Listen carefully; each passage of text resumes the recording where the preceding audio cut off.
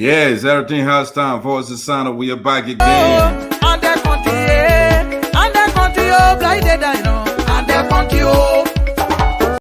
Yeah, today it's Sinoe content time again. We're gonna do it for you.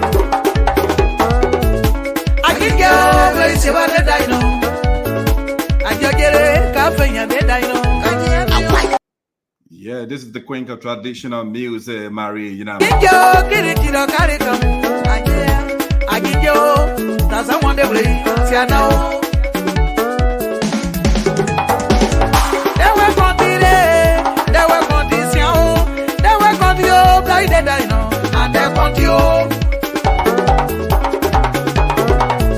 So I know, yeah, to only poor.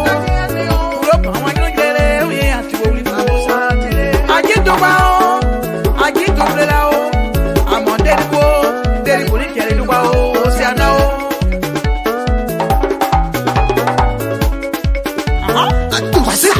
You ain't know what to put. Sit away, I'm gonna get you, boy.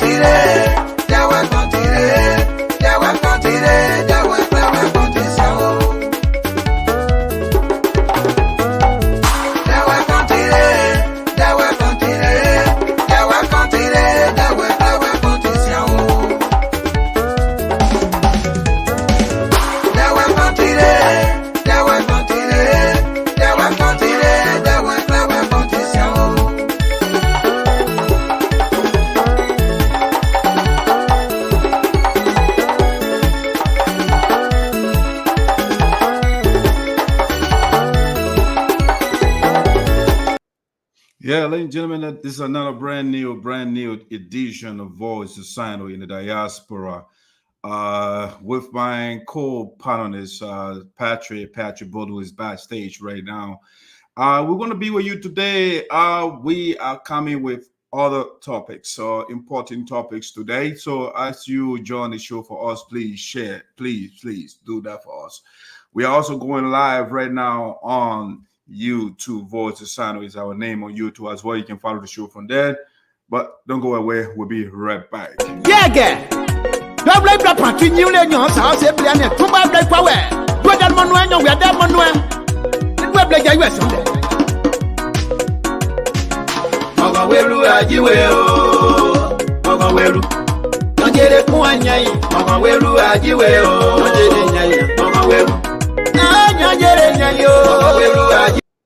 Yeah, we are saying, or the artist is saying, nobody knows the future. And so we are asking the leaders of Sinoe County, the leaders of Liberia, to do that which is right for the people.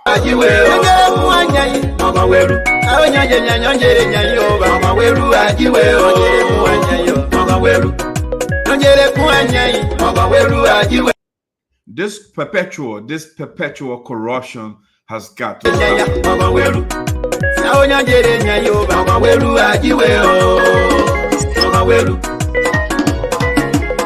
Nigeria Association in America, raw elections, free contest. Pago North Dakota, 2024. Here we come, There for there. Ajedi, we blue ayebao. We blue ayebao. Ajedi, we blue ayebao. Mama we blue ajiweo. Mama we blue. Ngere kuanyai. Mama we blue ajiweo. Ngere nyaya. Mama we blue. Ngere nyayo. Mama we blue ajiweo. Ngere kuanyai. Mama we blue.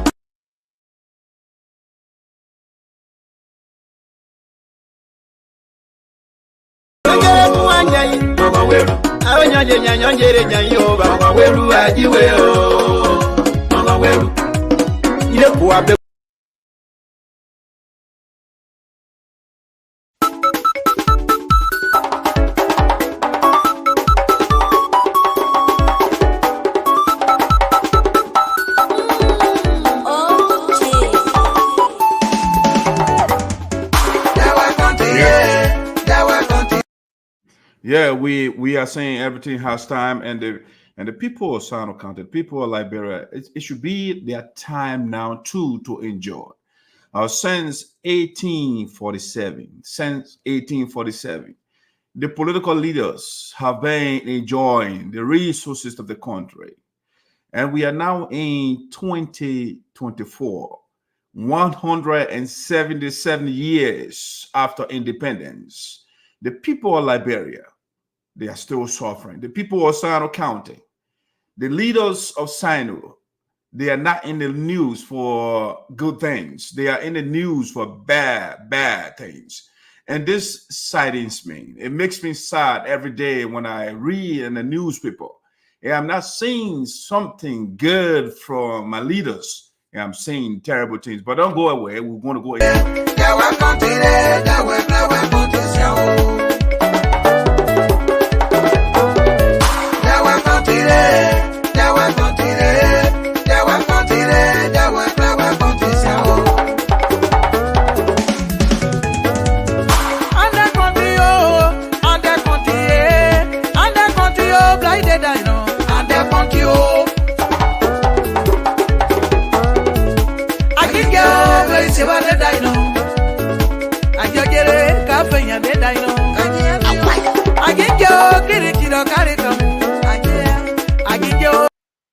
I mean, the question is, why is it difficult? Why is it difficult for our leaders to be honest? Why is it that the people that's supposed to know the law, they do not know the law? Why?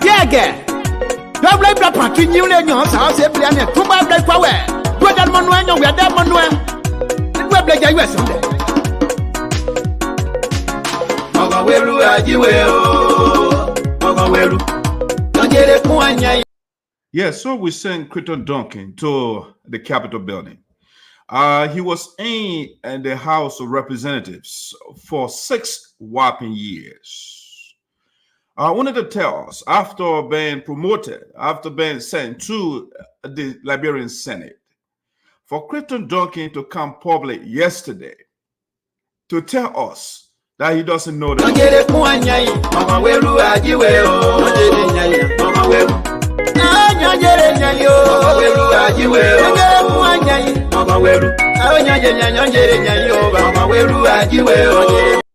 Yeah, the man that's supposed to know the law is ignorant too. But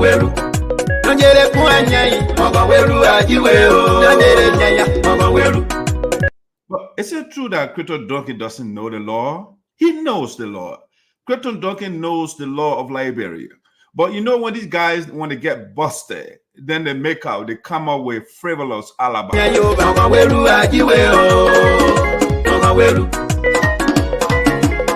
Nigeria Association in America, Yeah, I felt sorry for my county yesterday. I felt sorry for myself and all the people of Sinoe County that I represent, the elders and the ancestors that I represent. I was sorry yesterday when I listened to Crayton Duncan on Spoon Talk when he got busted and he could not explain calmly. He was angry.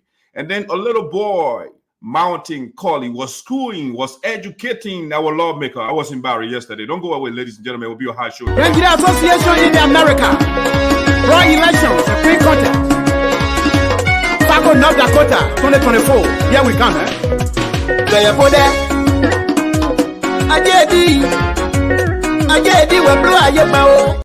Yeah, so Crayton Duncan and the Chinese are making an arrangement.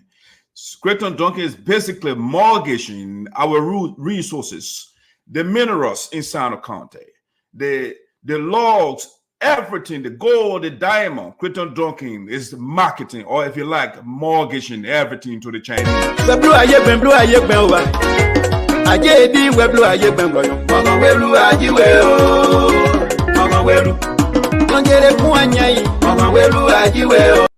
Yeah, Crayton Duncan is more important than the people of Sinoe County. So the man, he signed a contract. In the contract, Crayton Duncan has 33% share. And then the Chinese, they got 67%.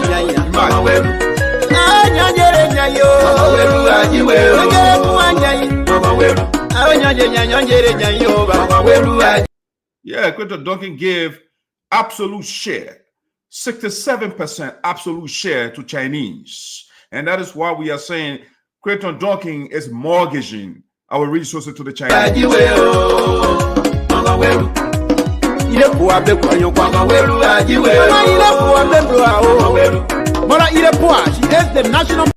You know, when we tell you guys about these American Liberians, we told you before that they are not good for Liberia. Imagine these people led Liberia for 133 years. 133 years. These people led Liberia, and they could not take the country from poverty. They could not. Crayton Duncan and his people could not, or if you like, his ancestors could not take Liberia from poverty. I gave you this analogy before. Imagine Hitler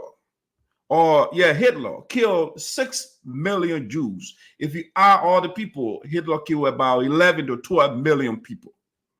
Let's look at the Jews, for example. The man murdered 6 million of the people. And then several years later, Hitler's grandson or great-grandson came to the Jews and said, you know what, I want to be your leader. Do you think the Jews would do that? The indigenous people of Liberia, the American Liberians, they treated them not like slaves. They were slaves because under the regime of Charles G.B. King, Liberia was declared guilty for slavery. Okay? The League of Nations, they declared Liberia guilty. These people were selling the majority, the indigenous people. And people that adored, men that adored, Gallup men that adored, and some bodies.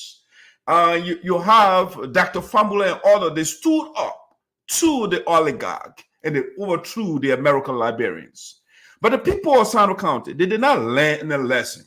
They say, you know what, we're bringing a son of the American Liberian again. We're bringing him back so that he can loot from us. These people signed 99 years contract in the country, Firestone.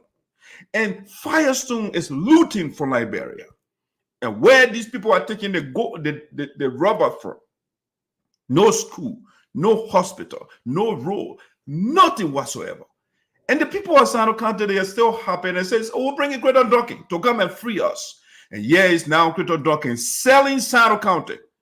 All the resources in Sinoe County, the man is now selling it. President of the Nigeria Association in the U.S. I said, you know what? National Vice President of the Nigeria Association in the U.S. What's up? All right, guys, we are 13 minutes into the program. We got to get the ball rolling here. The other guys who joined us, Patrick has been down backstage for a while, so I cannot keep the brother there for too long. We got to get the ball rolling. Let me see here. Ladies and gentlemen, welcome officially to Sinoe County Premier Platform. Voice of Sinoe in the Diaspora. We focus on Sinoe County. We discuss other happenings in the country, but we primarily focus on Sinoe County because my philosophy is you have to get your house in order before you start talking about something else. And so we started this journey in about 6, 7, or 8 years ago that we're going to hold ourselves accountable, and so are the leaders and private citizens in Liberia, especially Sinoe County. So the elders and the ancestors, they are mandated to hold the leaders accountable for what they do, because we send them to the Capitol building, we send them whatever they are serving, so that they can seek our interests and not their personal interests.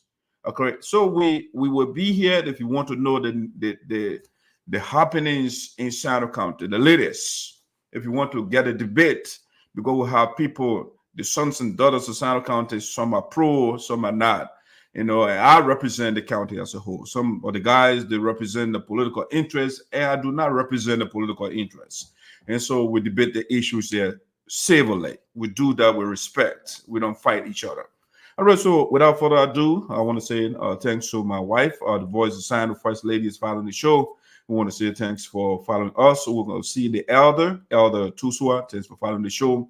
AZ, welcome to the show. And all those that are following right now, we are not seeing you. When you comment, we want to recognize you. And please make sure to share our show share the show for us. You can also follow us on YouTube. We are going live now. It's Voice of Sinoe on YouTube as well.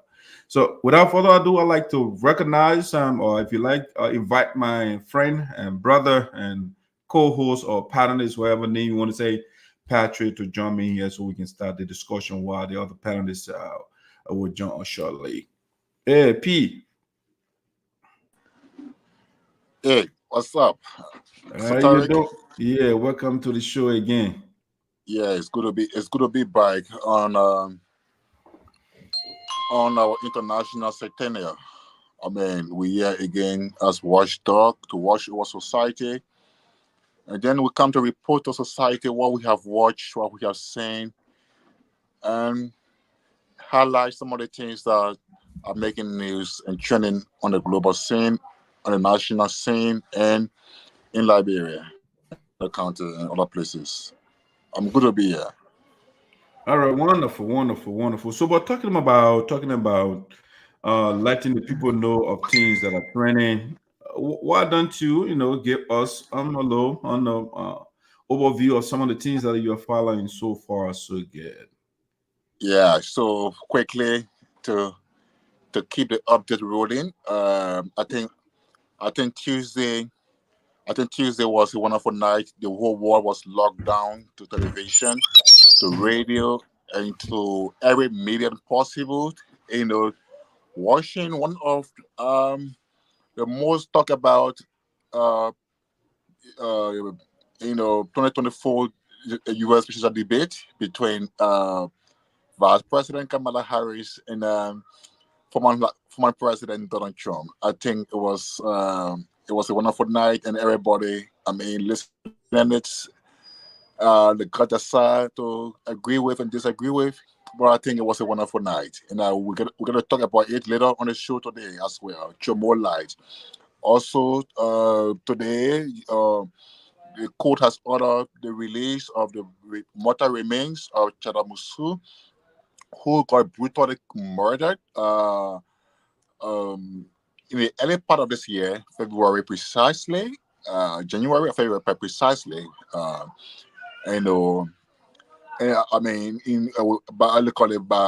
suspects who some of whom were recently released, and others who may not have been identified yet. Today, she has been released for burial, and so whether the mother releasing her body to the family for burial, whether that closes the chapter on her brutal murder, we don't know. That's what happened as well too. Also, we got the induction of the Greenville City Mayor in Greenville this week. We're gonna talk about it. Look at Greenville. Look at the mayor. What he brings. What the prospect of the city looks like under his watch. And then we can come back to Monrovia and say, Crayton Duncan is back in the news. Either for the wrong or right reason, either for political or legal reasons. Why he's in the news again, and now we get to talk about some of the things that have been said about him and the consequences. I mean, some of the actions he has been accused of bear on the Liberian society. Yeah, and so it's all there, bro. The president is back in the country following, I mean, a week-long tour of Indonesia and China. We got some good deals. What are good deals? Where he and it result in positively. About 3 billion plus 100 million plus other million and that. I mean, those are deals that I understand have been struck by the Liberian leader on behalf of the country. In an agreement or MOU or what people call it. He's buying the country now, and we look forward to seeing the dividends and every other thing. And I think the Senate and the House, they are back on a special call, and I think they're working. So far so good. I want to call you. I want to hear back. I mean, on the update and give you the platform to continue with whatever you have to say. Arapatu, thanks for the excellent overview. I think our co-host here to Sarah, I call the Queen of Voices, Sinoe, is backstage. So let me bring Sarah on, and so that we can get the ball rolling here. Hey, Sarah, welcome back to the show. Let me see. Let me Sarah, guys. Patrick Mohamed Kalafi Bodu. Great. All right, Sarah, what's going on? Are you in Greenville, Monrovia? Where are you? I'm currently in Greenville. Okay. So we just started the show. What we want to do when we get on the show is first, to just give us update as to what you are following, things that are happening. Just to give our viewers a taste of some of the things that we are following. So if you're following any story out there, any development, share with us. Okay, so thank you, Doc. It is my pleasure to be back on this platform.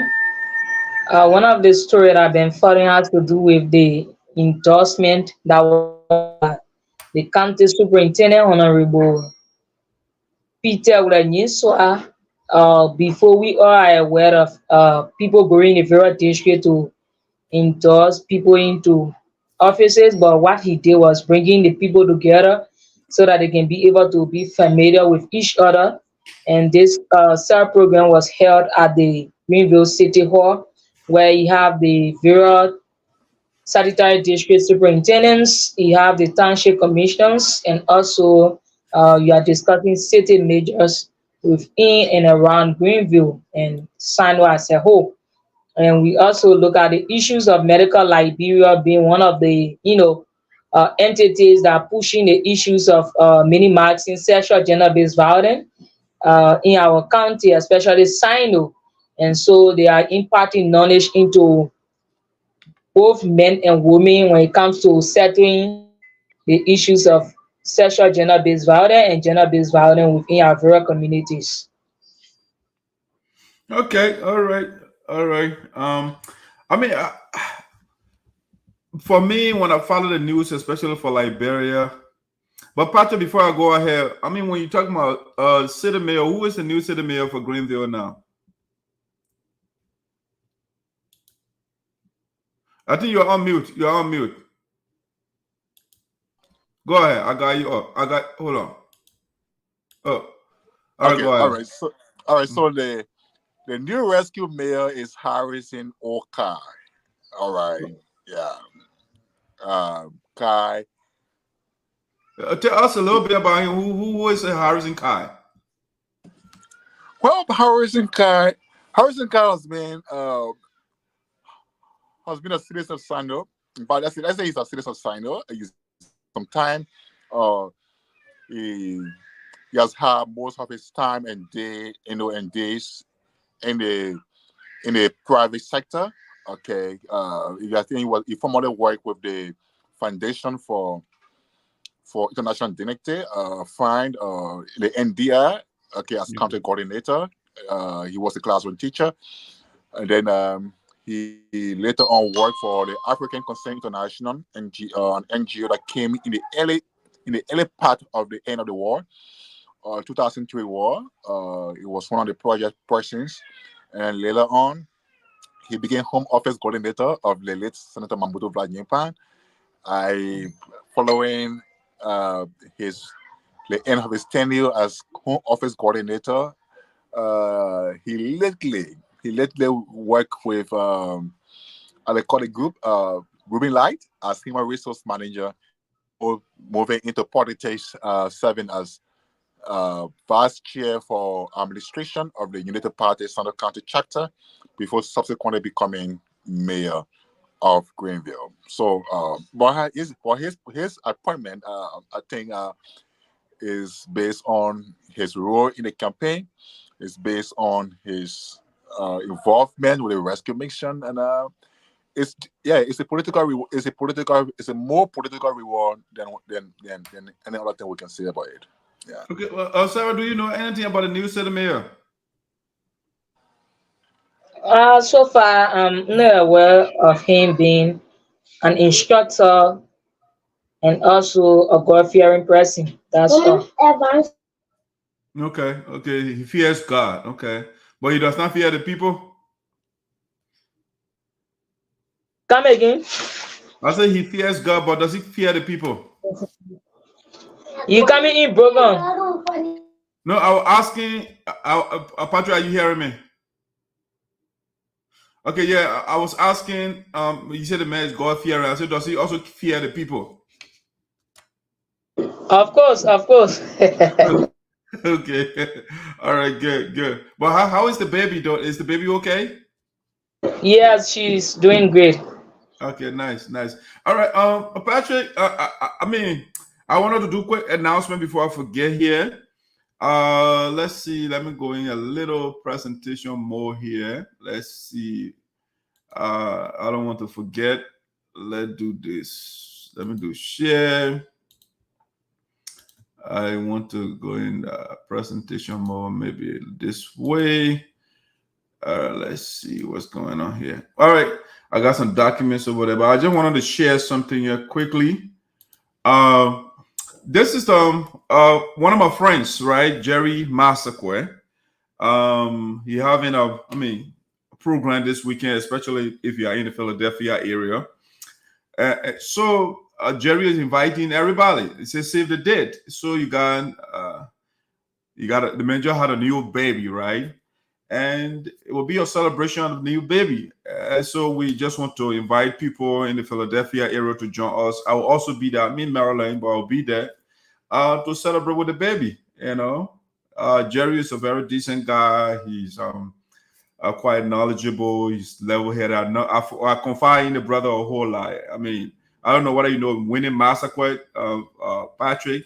That's Winnie Massaquoi's husband. Winnie Shebwe, but now she's Massaquoi because she's married to Jerry. And Jerry is from a Bowman County, but the man now naturalized in Sinoe County. You know, we're bringing people to Sinoe, more people to Sinoe County because we won't get population like Nima County too. So we are bringing some of the people to Sinoe County. But on a serious note, Jerry is having a baby program. It's on Friday, September the 27th, 2024. It starts at 5 p.m. You know, the address and everything else is listed on the flyer there that is displayed before you. Another thing I want to share with us is on the 26th, guys, we're having this nurse practitioner. She's a daughter of Sinoe County. She will be our guest. Paulia Cry will be our guest on the show. She's going to be discussing a lot of health issues. She'll be talking about HIV and AIDS. She'll be talking about stroke. I mean, different things. You know, that's her area. And so those are things that we ignore. We don't talk about them a whole lot. We come here, we talk politics. But she wants to, elucidate on some of the health, some of the things we can do to remain healthy, to do, some that are Casanova out there. You know, I know Patrick is not a Casanova, so I'm not worried about it, man. But there's a lot of young guys out there that won't get all the June and all the Chamo there, you know. So she wants to educate us how to do the right thing to be safe, you know. So Paulia will be here on the 26th of this month. She will be our special guest. I think that's the announcement that I wanted to share with our audience. All right, now, Patrick, let's get into our topic. I know you guys get update. USAA, their presidential election is in the pipeline. The people are putting teams together. We are hearing some names. Yeah, sooner or later, we'll be here to disclose some of the candidates that are vying. You know, but we know for sure the Vice President or President Francois Myers, Mr. William Mallet, will be in the race. Definitely, we are hearing other names unconfirmed right now, but so far we are hearing that Mr. William Mallet is in the race to come to continue the legacy of President Francois Myers. Just the same way Kamala Harris is coming to continue on where Joe Biden will be stopping. You know, so it's a similar thing like that. But we want to see what Mr. Mallet want to have challengers, you know, in the race. You know, but again, don't forget, guys, if you're in the Philadelphia area, my man Jerry Massacre and Winnie Massacre, Mistress and Mr. Massacre, they are having a celebration for their new baby girl. And let's be there. We shouldn't do the African thing, though. Don't go there empty-handed, you know, enjoy all the drinks and go back home. That's a baby now. So let's go there, do the American thing, the American way, you know, carry something at least, you know, celebrate the new baby. All right, that's it for now. But Jerry, my man, Patrick and Sarah. So let begin the show this way. Before we do that, I'll be right back.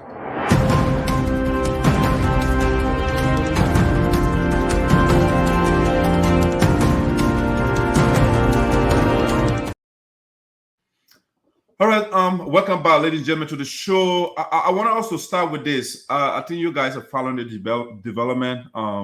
Fidel Saydee was a prominent son of Sinoe County. He was coming up. He was a co-host on the Costa Show, and recently his image, man, all over Facebook. He passed away. And I mean, I don't want to know people that can just jump on something, but I try to do more research and see whether the story is valid. But yeah, I went on Costa's page and he wrote about him. He wrote a beautiful statement there in remembrance of the guy. And, you know, so that's something that I just thought it affects Sinoe County because Fidel, I'm told, he's from Sinoe County. So let's start from the lady. Lady before gentleman. Sarah, what do you know about Fidel? Okay, so I've been following Fidel on the Costa Show. He's a very good guy. Ones who have passion for the field of journalism, and it is a sad news for the media in Liberia and also Sinoe County as a whole because he's our son. And so my condolences to the family, to the friends, and well wishes. But do you know where specifically in Sinoe he's from? You have an idea? No, I was only told that he's from Sinoe, but but I do believe it's around Bana Water Township. Yes, because people who were showing concern mostly are from Bana and Panama. Okay. But I think it should be in general. It should not be Bana. Yeah. Once Sarah type has to do a Panama bill. They do Woody Township. Okay. Let's bring the veteran in. Patrick, what do you know about Fidel?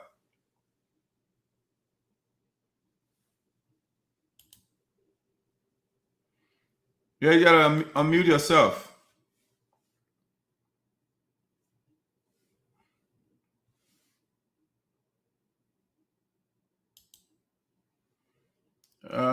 Can't unmute your guest. Did choose to mute.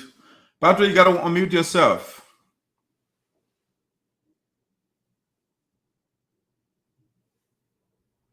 You're still on mute.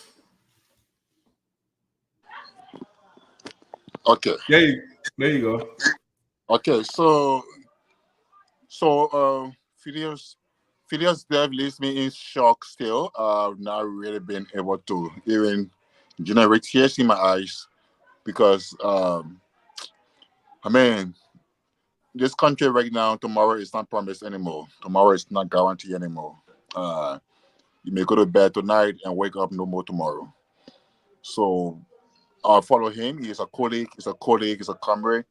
From the Costa Show, he gained some prominence in the Liberian media landscape before transitioning into other institutions. But I hate talking about his passing. He and other veteran recently who about a few weeks ago, Trojan Kazuru. These two guys, they're passing. I mean, yeah, just to wake up in the morning and hear they're passing without any major circumstances surrounding them. Yeah, I mean, he has left me broken and mournful. So, but being from Sinoe, yeah, that's what people have said, but I've never confirmed that he's from Sinoe. But if he's from Sinoe, well, then I say Sinoe is bereaved. But such is a situation, brother. We can only talk and say rest in peace to our brother and colleague. All right, yeah. So to join you guys as well, we want to say our sympathy to the family. I know it's difficult to just give cliches here and there, but what can we do? What can we say? Those death is one of those things that we cannot avoid. It's when you say something is certain, death is certain for sure. So this is a comment that was written by Costa on his show. I think that was a good statement. I want to share that with our audience here. So Costa wrote, Fidel Saydee, my very capable and witty co-host. Your passing at such a tender age has left us all devastated.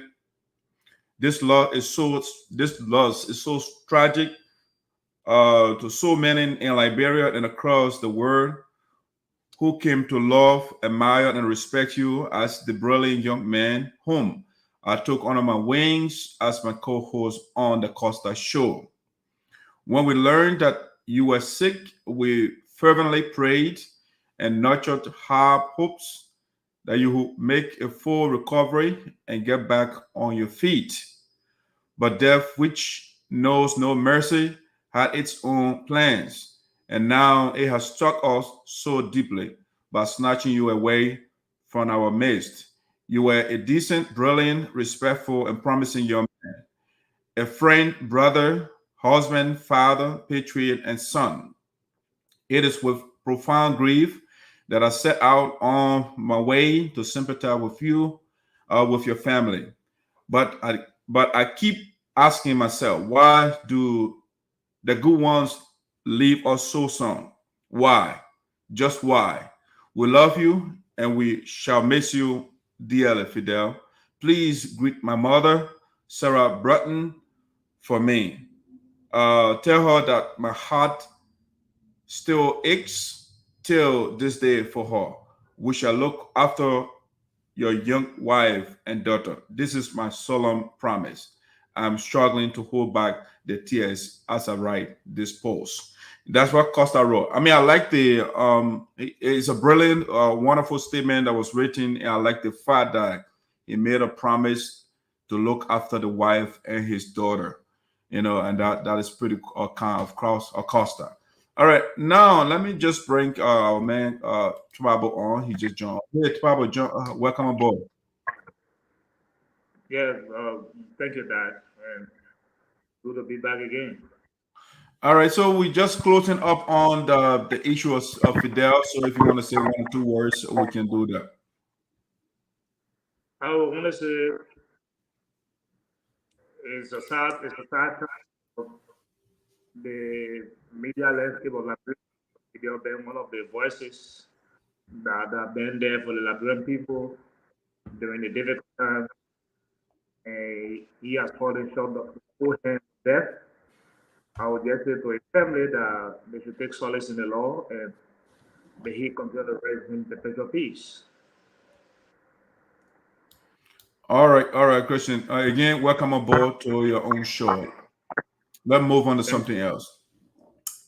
All right, guys. So that way we have for this the first part of the show. The next thing that I want us to look at a little bit, which Patrick touched on a little bit, but before we do that, we'll be right back.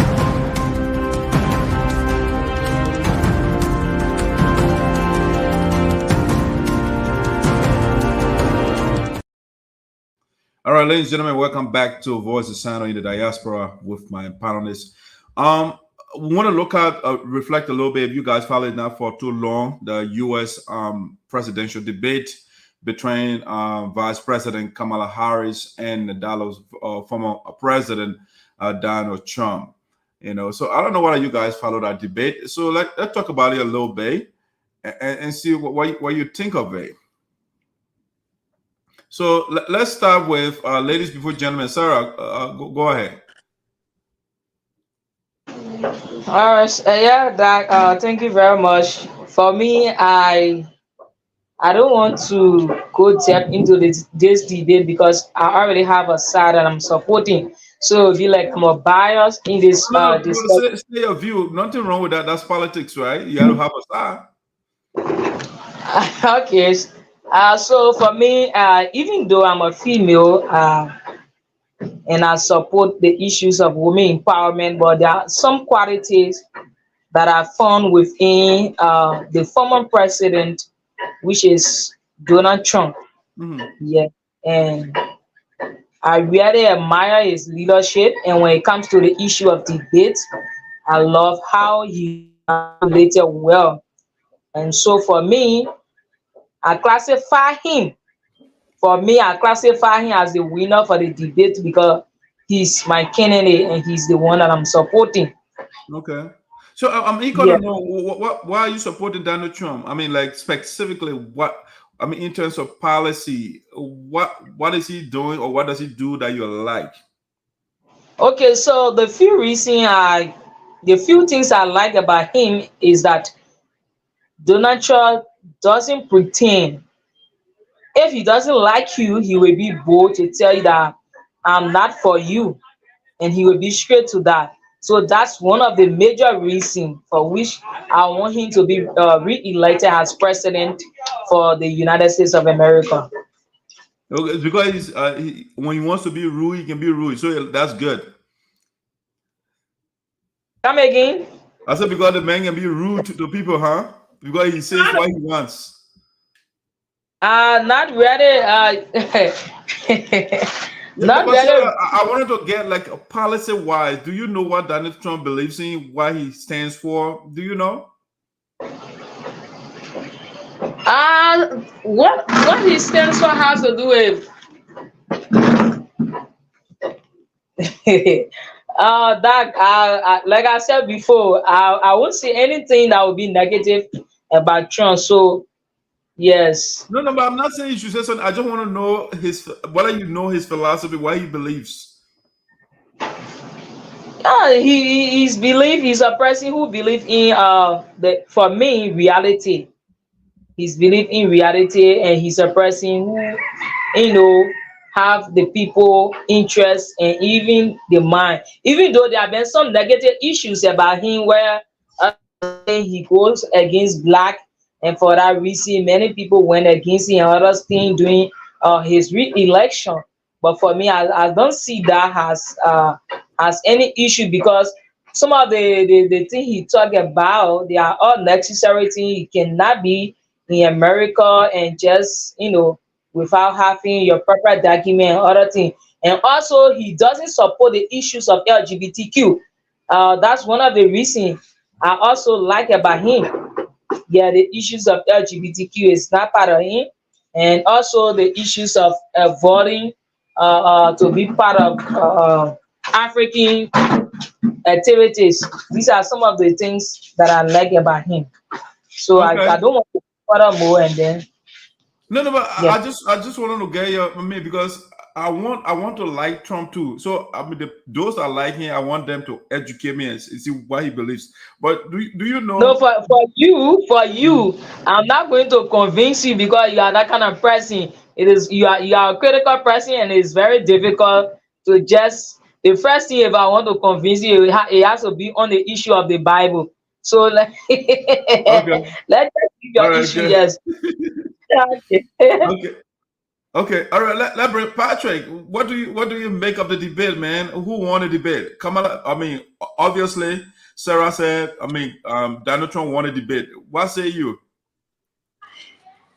Yeah, so the debate, I think the debate was a good one.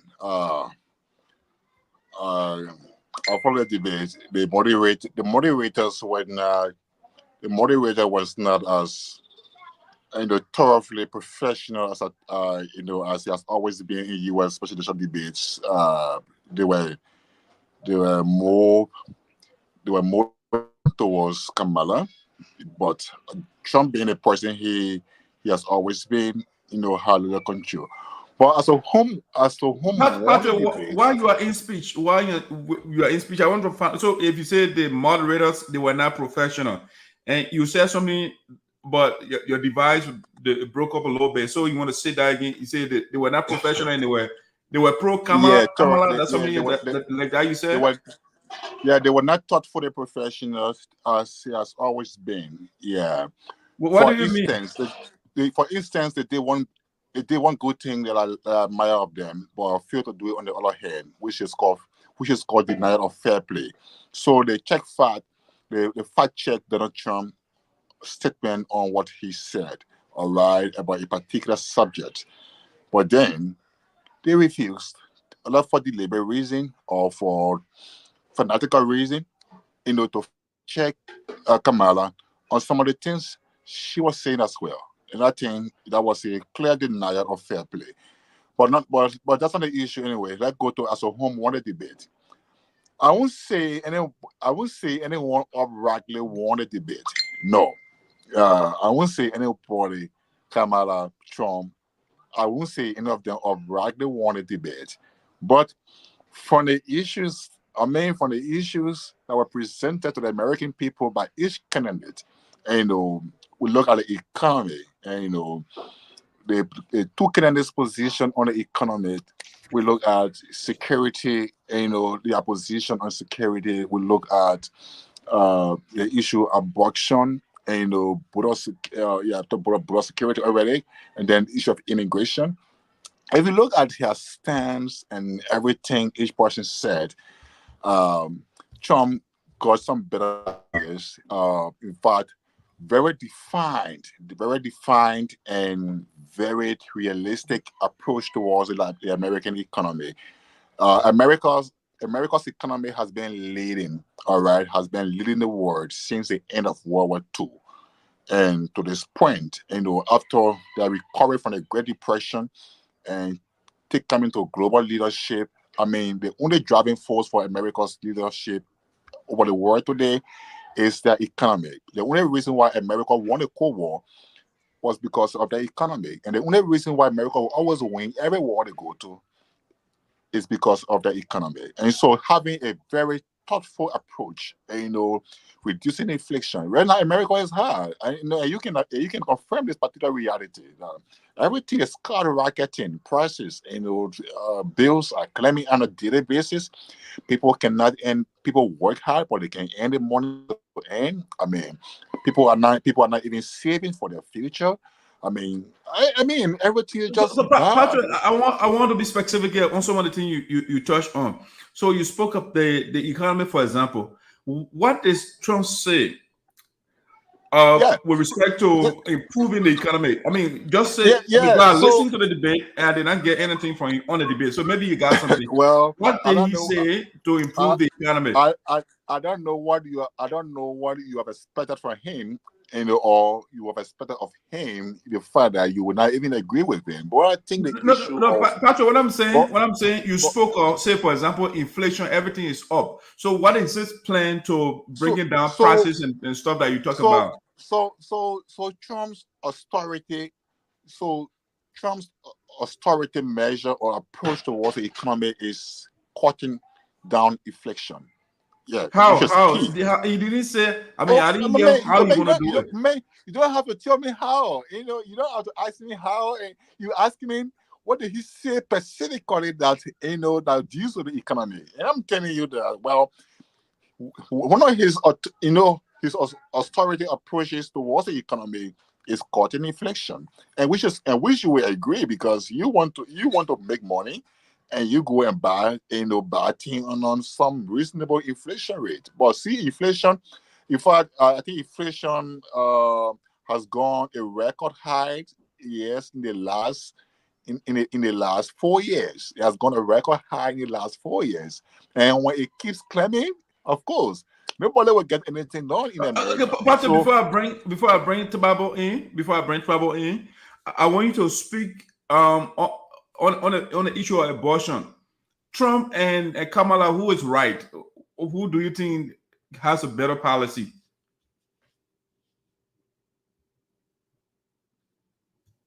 Are you there? Apparently frozen.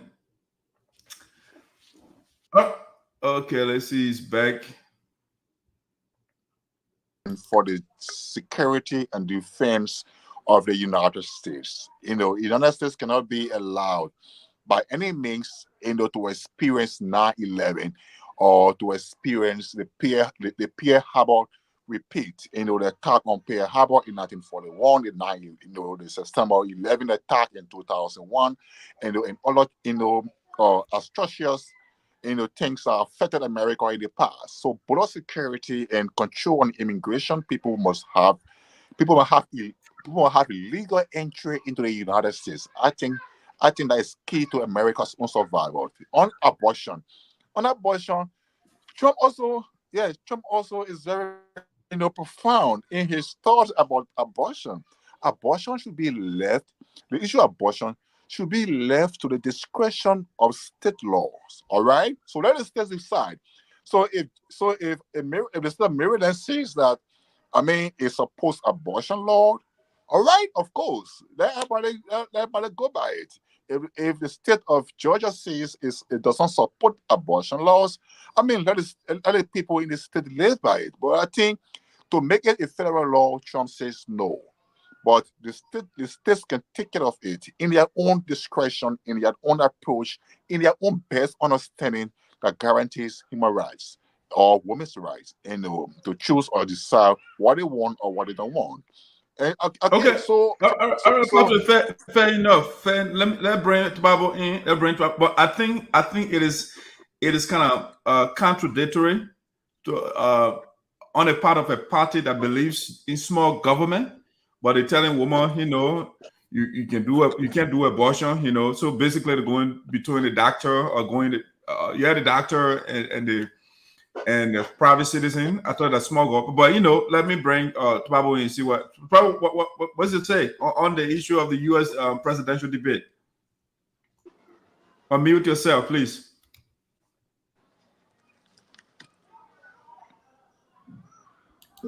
Fairly enough, let me be clear that I did not follow the debate because I have been pressed with some local and national issues and international politics, especially during the time of the debate. But I will have time and a lot of questions. But I can give my own opinion about the entire maybe American elections or with the issue of Kamala and Trump. Firstly, one of the reasons I did not follow the debate because I know I'm interested in it for a specific reason. A month or two back, I've been listening to Vice President Kamala Harris. She has been very optimistic. She has been very, she has been very clear. She has been very hopeful of this wonderful debate. And something, with praying for the debate to come, it's been ringing bells in my ear that she's so confident that apparently the debate has been staged for her. In a way that she already know that it's going to be in her favor because maybe they don't want to play. The entire media is already against Trump. A lot of people who call themselves political pundits for some reason are already against Trump. So she was so confident about this debate. I can't wait for the debate. I can't wait for the debate to come.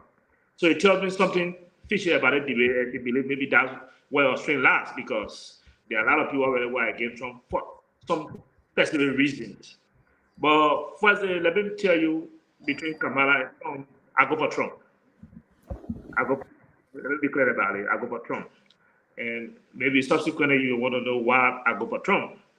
But You see the CNN, the Western media, the American media, they have, I don't trust them that much when it comes to American politics because before election, they will have already have their candidate. They will have, and if that candidate, they will start to market, in the media. No matter what the other candidate does, it doesn't make sense to the American media once they have already projected, it shouldn't be you or it is not you, it is this person. And that's it. Our background, Kamala was very sure and optimistic about a wonderful debate. I can't wait to debate with Trump. I can't wait to debate with Trump. So you tell me that she already have this belief. They inside that the debate will go away. The entire media for her, the CNN will be for her, and so it was one of our strengths that she was depending on. But for over 3 years, former president, not former, but he's still President Biden have been running the United States of America as president. And he started some pre-campaign activities before he gave way to Trump. Not Trump, but Harris, for some health reasons. So it tells me that the Democrat over the years have been having a very sick man running America. And having a sick man running America over the years, it means that there were a lot of sick decisions that were made. There were a lot of sick policies that were made. There were a lot of things that were done that were not, that he was not in a right mind to the extent that Donald Trump has been refuting it today. And it reached a point that they could not escape it anymore. They saw it was glaring that Joe Biden was sick. They saw that Joe Biden was not fit. I said it after 1 or 2 years. They saw that Joe Biden was messing up. And they felt that using Joe Biden against Trump, the result would have been more disastrous. So they thought that he should give way for Kamala to come and try. So she's going to try an error method, which is not bad. And I respect her for that. But America has been there for the entire war. Anything that affects America will affect, every country in the world. And the reason is very simple, because they have a diversified integration policy wherein you have almost every country in the world is being represented in America. If something happened to America now, Liberians here will panic because we have our family there. If something happened to America, the Ghanaians, people all over the world, Africa, Asia, Europe, every part of the world is concerned about what happened to America. And so America is a key player, a major factor to the survivability of a lot of continents, a lot of countries around the world. And so one of the reasons I go for Trump is because he's very clear on issues. He's very truthful to what he would do. Kamala, people, CNN, and other people like you, I saw your poll, you said, Kamala Harris took the debate, because you're listening to sweet talk. Everything she was saying was just sweet talk. But Trump was saying exactly what he would do. He was saying exactly why it's not possible. He was saying exactly what you think America needs to do to come back to where it used to be. But Kamala came and just pacify everything and get a lot of sweet talk. And CNN say, she got, Trump 38%, Kamala 60%. But I don't believe in that CNN stuff. I don't believe in that media war against Trump. But Trump is one person who believes that every sovereign nation must retain the right to govern to its own governance, must retain the right as to how he thinks, must retain the right as to how it sees the world. Unlike the Democrat Kamala and that of Joe Biden, who think that every continent, every country, every individual should do as they think, should do as they want, and should do as they think, as they see things. One of the things I go for Trump against that Trump has said, he has committed himself that if he wins this election, he's going to end the war between Russia and Ukraine. He's going to end the war between Israel and Palestine that Kamala Harris is not looking into, that the Democrats are not looking into. They are not concerned about it. They see themselves as the world superpower, but millions of people are dying, between Palestine and Israel, and they talk nothing about it. The United Nations is saying nothing about it, but their whole focus is on Russia and Ukraine. Because while they see Ukraine as their ally, who is willing to accept what they want, and they see Russia as a country who is not willing to accept what America wants, but whereas there are a lot of conflict around the world, but it does not draw the attention of America with Kamala and Joe. So that's where, for me, I believe, because if your neighbor is at war it also means you are at war, because from your neighbor to you is not far. So when they are war all over the world, and America, somebody is part of some of those wars, sponsoring some of those wars, and they were sending billions of dollars to Israel to make sure that innocent children, innocent women, innocent civilians are killed on a daily basis in Gaza. And Kamala comes and says that, and she's the best candidate to continue to lead America. Some of all we are punished because America leading the war, and America leading the war in the way they are leading now is a threat to the entire world. We are not far from World War III, the way America is proceeding. So if I see a man, Trump might not be my best candidate, but between Trump and Kamala, I will go for Trump. Why? Because Trump is a man who is saying that I will end a war in Ukraine, between Ukraine and Russia, so that innocent people will stop dying. I will end a war between Israel and Gaza so that innocent children will stop dying, and I'll go for Trump for that. You, Kamala, can say whatever she let the father. Trouble, let me cut in too. Go ahead. All right. It's interesting how I have three Republicans on the show. That's good. All right, Bob. You know, I'm not a Republican, not a Democrat, right? I wish America had a third or fourth party, because both parties in this country, they stand for one philosophy that they are defending, which is capitalism. Okay? Both parties, they are capitalistic parties. So they protect the economic system. And I'm anti-capitalism. I don't know whether you guys know what capitalism is, but capitalism is the economic system in which few persons called the employers, they control the majority. They make all the decisions. And I think something fundamentally wrong with that economic system, where the majority don't have nothing to say. In the US, for example, 3% of the population are the employers. The 3%, they dictate what goes on in the country. And the two political parties, they support this kind of philosophy. And I have issue with that. Now, to the discussion, to the debate, I listened to both parties, and Kamala, she was strong more than Trump. But some things, Trump came stronger. So say, for example, the first question they asked was, especially Kamala Harris, which I thought she would say more, was, are we better today than we were yesterday? Okay, so that is they are comparing her to Trump's administration because they succeeded Trump. All right, but she did not answer that question. She deviated, went to how she came from the middle class and all those different things. She started talking about herself. But I just thought she would have done better on that question to contrast herself from Trump. But if Trump, hold on, you'll come in. But apart from that question, I thought she did well because I got her philosophy, what she is coming to do. And for Trump, the only thing I got from Trump was he will cut taxes. Okay? And what that means in America for the Republican, when they say they will cut taxes, it's a coded language for we're going to give the rich. I mean, imagine somebody is a billionaire, like Elon Musk, like Jeff Bezos, those guys, the Buffett family. I mean, the guys are billionaires, but Trump is coming and saying, you know what? I will cut taxes for these people, for these corporations that are already rich. Come on, dude. So that's the only thing. So he came to perpetuate the old concept from the Republican that their philosophy anyway. And that's the same thing that got U.S. in the financial crash on George Bush, that Obama come and rescue the country. Because they got a notion that, I mean, the mindset is when you cut taxes for these corporations, then they will have money, they will create more jobs, and people will get jobs. But it is not the case. They cut taxes and these guys are sitting on mountain of money, and the regular people cannot afford to even buy food. So I don't support that idea. Now, the Democrats on the other side, some of their policies that I like, okay, on education, the Democrats, they are for the people.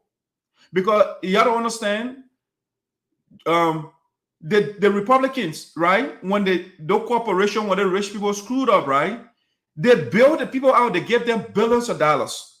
But say, for example, on Joe Biden, the students here, they are stopped, the student loan are killing the people here. right? So the Democrats are saying, okay, let's give the students a break as well. Trump and his group, they went to the Supreme Court. They said, no, students should not get taxed.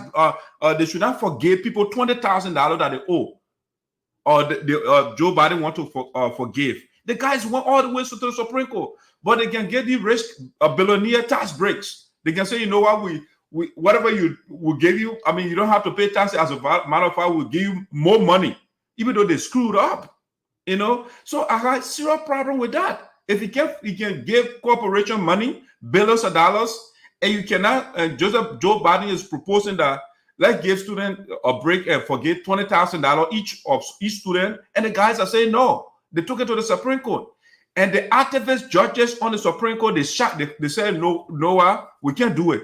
So right now, poor students, they have to pay that money back, but corporations are not paying anything in taxes. Okay, that's one thing. So I like Democrat when it comes to education. Okay, the Republicans are saying everybody should be on their own, right? Pull yourself by the bootstrap. So, okay, the Democrats will say, okay, this is a fine idea, but what should we do? Let's give the people free education. When they are educated, then they can be on their own. But the Republicans will say, no, you should be on your own, but they can't get you anything. Everybody should be on their own. But the system is just, I mean, some of you're born with your parents gave you $1 billion already that you're sitting on. But then you say the poor man should not be helped. You know, everybody should pull themselves by the bootstrap. If you look at the whole discussion, the debate, Trump did not say anything about American people. All you are doing was appealing to his base. You're calling Asian, the Haitian, they eat dogs and those different things. He did not say anything that will help the little man that is struggling in the country. People have to work 2-3 jobs to survive. He has no plan for them. No plan. He did not say anything during the debate. I'm sorry that you did not watch the debate or Tabo, but he did not say anything that will help the little man. But all he was talking about to help the billionaires to get more money, or the millionaires to get more money, to cut taxes. What that means is, I mean, how is it that I don't want to quote my personal stuff, but this guy Trump himself, he hold on now, he worth a lot of money, but you know how much he paid last year or year before last in taxes? Hold on, he paid $750 in taxes. The guy is a billionaire. But I who don't get $1 billion, I pay taxes more than him. How is that fair? How is that fair? When it comes to the border, you are talking about border security and those things. He said you are going to build a wall. Mexico will come and pay for it. Did he do it? No, he abandoned all of that. So Patrick was talking about security and all the different things. I said, the man is not, he's a dictator. First of all, you know what he did? When he lost the election, he sent people to the Capitol building. And they ransacked the Capitol building. Police officers got killed, some people got wounded. That's how dangerous Trump is. Up to now, Trump has not conceded defeat from the prior election. So when people say they left Donald Trump, I try to figure out what do they like? The rudeness, because he has no philosophy, he's not intelligent, nothing. All right, let me give you a chance to come in. Go ahead, so, thank you for eating up my time. Yeah, thank you for eating up my time. But you are a host, so you can mute me for as long as you want to mute me. But initially, you said you are not a Republican, not a Democrat. You wish America had a third party, but you don't have to be a Democrat or a Republican. Maybe by filling a membership form and believing in the ideology. But for the election, I think you are a Democrat, which is not bad. But let me say this. You say everything about the Republican and the Democrat, and you say the West, not just the West, but you said a few of the shortcomings of Trump, even though you feel to give us some of the few shortcomings of Kamala, because they all have shortcomings. But I would have agreed with you. I would have bought this argument if Kamala Harris has answered the very first question that, according to your very said, that you didn't let the way she answered it. Mm-hmm. Are we better than yesterday? As you say it, according to what you said, Trump messed it up. That's why the American people went to the pool and removed Trump and brought. Have they been able to face what Trump messed up? Because the truth don't lie. The reason she did not answer it the way you wanted her to answer it, because she knew that they also messed up. They did not do it differently from Trump. Had they done it differently from Trump, she would have told the American people, when Trump was there, this is what Trump was doing, this is what the Republican did, but when we took over, this is how we're facing it, this is what we're doing, and we think this makes us different from Trump. Unfortunately, she would have told you according to yourself, American people, what makes them different from that of the Republican. So for the fact that they have not been able to do anything different from the Republican, and it means that they all have a shortcoming. But at the end of the day, one person must triumph. And my concern has to do with the global village. Your concern about America, which is good because they will be whoever wins will be a president of America. But when I say the global village, that the actions that America's action will affect the world, be it positive or negative, it will affect the entire world. And for me, I'm saying it is better to eat just a couple of rest today and live tomorrow than to eat nothing at all today that you won't be able to live tomorrow. What does that mean? We don't want to see World War III submerging under the Kamala Harris Democrat administration. Because under that administration, there have been crises all over the world, and some of these crises are fueled by them. So I'm saying, for the safety of the world, for the safety of the global village that I'm part of, even though I'm not currently living in America, I'm enmity with the way you feel because you live in America, and the hardship is there. The students have been abandoned by the Trump administration. According to you, even though I'm going to check the facts. But according to you, the Republicans believe in the students, the Democrats believe in education, Republicans say everybody should do all by themselves. I agree. But when it comes to governance, when it comes to leading a nation, you got many other problems. You might not be able to solve all of those problems. You might come short in one or two or three of these problems, but you might have done better or more on numerous other problems. So since Trump or the Republican did not do well with education, that's the shortcoming. What have Kamala, Democrat, have been able to do since they have succeeded Trump? Don't ask me, and don't say it because she herself did not say it during the debate. Okay. Let me bring Patrick in. Patrick, hold on before you come in. Let me kind of respond to a couple of things that Christian said. Christian, again, debate has a lot because you have a lot of things that you have to juggle with. The fact that Kamala did not answer the question, how are we down comparing to the past and to now? It doesn't mean that Joe Biden or the administration is not doing anything. America is far better now than it was under Trump. I live in the country. It's far better now than it was under Trump. Number one, under Trump could not even handle the pandemic correctly. The country was in crisis. Health epidemic, a pandemic. You know what the guy was telling people? Let them go drink bleach. That is medicine. Those are nonsense you are telling people.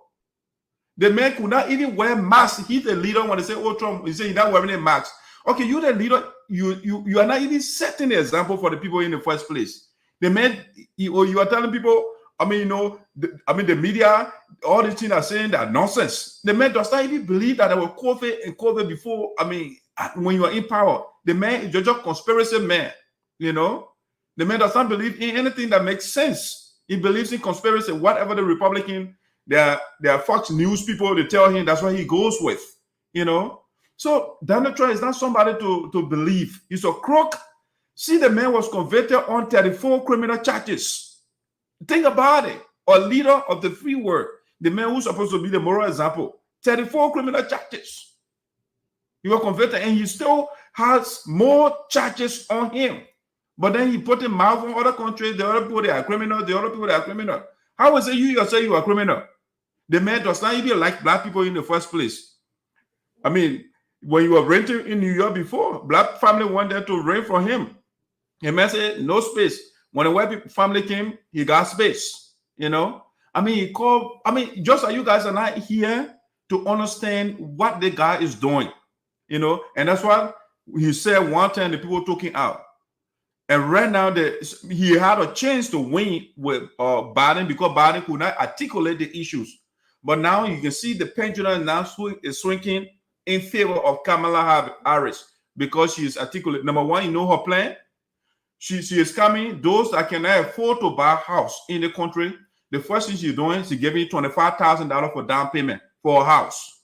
Okay? She is still coming to fight for those students. Their student loans that are killing some of us here, that Trump then say, no, without forgiving it. Kamala Harris then, she's still fighting. Guess what? Some people, I mean, the Biden administration, some people, they got all the policy where people's student loans have been forgiven. Myself, I got a communication the other day. We are still fighting on your behalf. These are things, I mean, because if you are a leader, you have to seek the little man's interest. But Trump and his people, when it comes to healthcare, guess what? The man said everybody should be on their own. When there is something in the country, when I came to Bible, they call pre-existing condition. When you have health condition before you go to a health insurance company, once you have problem before, they are not going to take you. It took the Democrat to get rid of that and say, no, you can't deny people because of pre-existing condition. So today we have universal health care in the US because of Obama, which is Democrat, right? They call it Obamacare here. For the Republican, they started rising, they call it Obamacare. Because they don't want people to have health care. Ask Trump. Trump fought that Obamacare 60 times to get rid of it. He was not successful. You know, so I try to figure out why people like this guy who is not for you. He will only for himself. You know, the guys are saying, you know what? Over here, when the Republicans are in power, what they say when you go to the government for help, they will say that welfare. They don't want welfare, right? But then they are forcing women that don't want to have baby, that can't afford to take care of the baby. Then they say abortion is illegal. Okay, just think about it a second. You say somebody should not come to you for help, and you are forcing a woman to have a baby. Then when she comes to you, then you say, you know what? We don't do welfare. We're not looking for welfare babies here. You know. So why you force somebody to have a baby? If the person cannot afford to take care of the baby, you make abortion illegal in the country. You know, abortion is illegal in the US. It's a crime. That's why it is. Supreme Court ruled on it. It was legal before. The Roe was away. It was legal, but now they're illegal. So what that means is women will be forced to have babies that they cannot take care of. Because even though when they go to them, you know their policy, the government should not help, so they should have charity. If the church want to help, the church can help. If the charity organization can help that child, they can help. But dude, why you so for charity to take care of a baby? That why you force a woman to have a baby? You, the government, cannot help. So these are the policies the guys they have here. But go ahead. Let's bring Patrick in for a second before he come back. Let's bring Patrick. Patrick, what's your take? Yeah. So the only thing I would say first is you will have to set a special time for you alone exclusively and promote Kamala Harris, because the advantage is that you live there and you are affected or impacted by the things that happen in America. We on this side here, we are trying to share our perspective, and you are trying to convince us to agree with you, you know, on the reality of the things that are happening in America. So I think this is being unfair because you understand. You know everything that happens there. It's unfair because we understand we should be sharing our thoughts and perspective, because no matter what, for us we are speculating or we are assuming about what we read, about what we see visually, right? But you are the one direct seeing it vis-a-vis and affected by it directly. So you will be convincing us more, you know. And then we convincing you. So maybe we'll just find a special time. You sit down and you just be talking all the 1 year. But to the point, but to the point, you know, I'm not in America, so I would not want to speak strongly as to what Americans want. But as somebody who is affected by America or impacted by America, you know, I've always had a strong view, because most part of my research and history and reading has always been on American history. I love it so much. It's inspiring. It's invigorating and motivating. So when you read American history, you feel inspired to do something, because patriotism counts in America. Yeah, love a country counts there. And Accountability comes there. So America, is America ready for a female president? Can a female president ready to curb Russia's aggression against Ukraine and threat Russia poses to other neighboring countries? Can a female president? Is America ready for that? Can Kamala call North Korea to order? Does she have the balls, the nerves? To do so? Can Kamala really, call it, put Iran in its place? All right. Can Kamala and the Israel-Palestinian war, will she? No. So in 2008, just a 24-hour ultimatum by President Bush to Russia, right? Just a 48-hour ultimatum to pull out of Georgia. Just a 48 hours ultimatum to pull out of Georgia. Russia obliged and pulled out of Georgia after they invaded Georgia unjustifiably that they're doing with Ukraine. If you had Trump in power or you had any Republican in power, that nonsense Trump, that nonsense putting date in 2022 to unjustifiably invade Ukraine and murdering innocent people over there, it couldn't have happened. But is America ready for that? I'm not too sure America is ready, for that. Two, the other point is that with everything that happens, Anna's perspective, there were things she said during the debate that nobody had ever, heard about. All right, so for example, this man talked about what she been doing for in her response to the first question. What is America better now than it was 4 years ago? All right. So instead of jumping to the question directly and answering, she was saying things that nobody had ever known about her, or she has never said about herself before. So the question could be, why now was she saying those things about herself now? Is that she wants to become president? So in conclusion, what I can say is that both Republicans and Democrats, they are Americans, and that's why the former American president said this is not a democratic America, not America. This is the United States of America, and that country is the United States of America. No party can take it down. No party can take it anywhere. But the people of the United States are the ones who are taking it somewhere. So I think Patrick, I want you to climb out so we can bring trouble, and then we'll go to our major topic for the day. Yeah. So Donald Trump being unjustly being a subject of target by Democrats. They brought bogus impeachment charges against him. He survived them. They brought bogus 34 counts, against him. Illegally found him guilty of those counts. He survived them. Supreme Court trashed it and threw it to the window. All right. People say he could not be on the ballot. He's not on the ballot. They accused him of January 6th. He overcame it.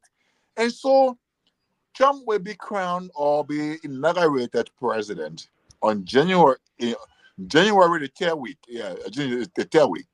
January the 3rd week. And he will be the 47th president of the United States of America again. Yeah. Everybody, Trump, thank you, buddy. Let's bring Bible in, and then we can wrap on this subject. Thank you. Bible, go ahead. Okay, Doc. So the difference between you and us is that, your position of why you go to America, because you live there, and I think you also have a voting right there as a citizen. And we don't have voting right, but if America had allowed itself to run its own government and forget about other countries, nobody would have been that time. But maybe we're only going to be listening as to what Americans themselves will be saying about the election after they have voted the candidate of the choice. But we from outside America are talking because America is always talking our own issues. That's why we are talking America issues. And America kept quiet about how other countries are wrong, how other continents are wrong. Nobody, people will have very empathy with how you feel. You live there. But similarly, sometimes America upset does not care how we feel, and they only want who they want to work with to be the president of Liberia. Whoever they think they can work with, who agree with them, who will play along with them. Well, we Liberians here, they know how we feel. They don't care. But once that person is willing to work with them, that's the person they want. Similarly, in our case right now, we don't care how you feel about the student loan and this and that. We only care now as to who we also think we can work with. And who we think we can work with is, I don't think that you are happy when you listen to the news and you hear 30,000 young infants are killed today in Gaza. I don't think you are happy when you hear Russia are bombing a city in Ukraine and over 500,000 people are killed. Those are the things those are more dangerous and are more harmful as compared to students not having money to go to school. While the education is important, but if you don't have money to go to school, you will not die. But innocent people are dying all around the world. If you Israel and Palestine, America is saying nothing about it. The only thing they say about it is that Israel is our ally and will protect Israel. Now, there's a parable that says when two elephants fought the grass field, and the reason the grass field in real essence is that the grass does not have eyes to see, the grass does not actually feel, it doesn't have no feeding. The real grass has no ear to hear. But President Zelensky and Ukraine that allow themselves in the case of America and Russia to be used as the grass are the only people I feel for. Because they see actually a war between Russia, America, and the entire NATO. And Ukraine allows this country to be used as the battlefield. That's just about it. The same way America can tell Liberia, now, we don't want you to do that, we don't want you to do that. Liberia, listen, that's the same thing Russia will tell Ukraine. That you are honest to her, don't do that and don't do that. And America says, who is Russia to tell Ukraine not to do that and do that? So, but America has the guts to tell other countries to not do that and not do that, and they should listen to them. So that two big countries, confusion, and Ukraine allows herself to be used as a battlefield. So for us, we are saying it is too much, enough is enough for innocent lives that are being shared around the world. And Kamala Harris and her team saying nothing about it, they can't put it to an end. So the fact that Donald Trump saying that he's going to put it to an end when he wins, that's why I go for Trump. You talk about the abortion. You talk about abortion. I thought you talk about abortion. You said the Republicans are forcing people, to do abortion, right? Oh no, you said they are forcing people to not do abortion, right? At the same time, they are not finding remedy or support to them. But the people who can get pregnant, who forced them to have sex? Nobody forcing them to have sex. So why if you have sex, you will get pregnant. And when you get pregnant, you say the government I want to do this, government I want to do that. Abortion is a crime because there are innocent lives you're killing. You know what I'm saying?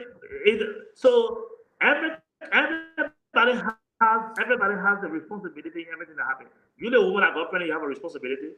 The person who impregnated you has a responsibility. The government has a responsibility to provide for its citizens, to protect its citizens, to make policies, that will give a healthy living condition to its citizens. So in the case, the government cannot be squarely blamed to say that, if they say you should not have abortion, you say they don't want the people to have abortion, but they want to. And that's why a lot of people are against Trump. Because there are a lot of people who support a lot of Baptists in America that Trump does not stand for. And Kamala Harris saying, me, I stand for it. So they are behind Kamala Harris. But I know the good Americans, I'm not saying you are not a good American because you're not for Trump, but those who want the world to be safe, I know on that day they will go for Trump so that the world will be safe. That's my position on this. All right, thank you, buddy. Guys, I like your perspective from afar, but they say when you are in the kitchen that you can feel the temperature of the fire, right? So it's good to look at it from a far away perspective, But guess what? The man you are supporting, you know what he said about your African countries? They are shithole countries. Sorry for my French. That Trump quoting. That's how he referred to you. Yeah, that's it. So first of all, he does not regard you in the first place. All right, that's number one. Pato talk about January 6th. No question, hold on. When you talking, I'll be quiet. Pato talk about January 6th, and it was a bogus stuff and all of that. I don't know what Pato were talking about when he said January 6th was bogus. during the campaign debate, you know what? They're asking you a question. Do you regret January 6th sending your supporters? The guy did not answer that question. He dodged the question.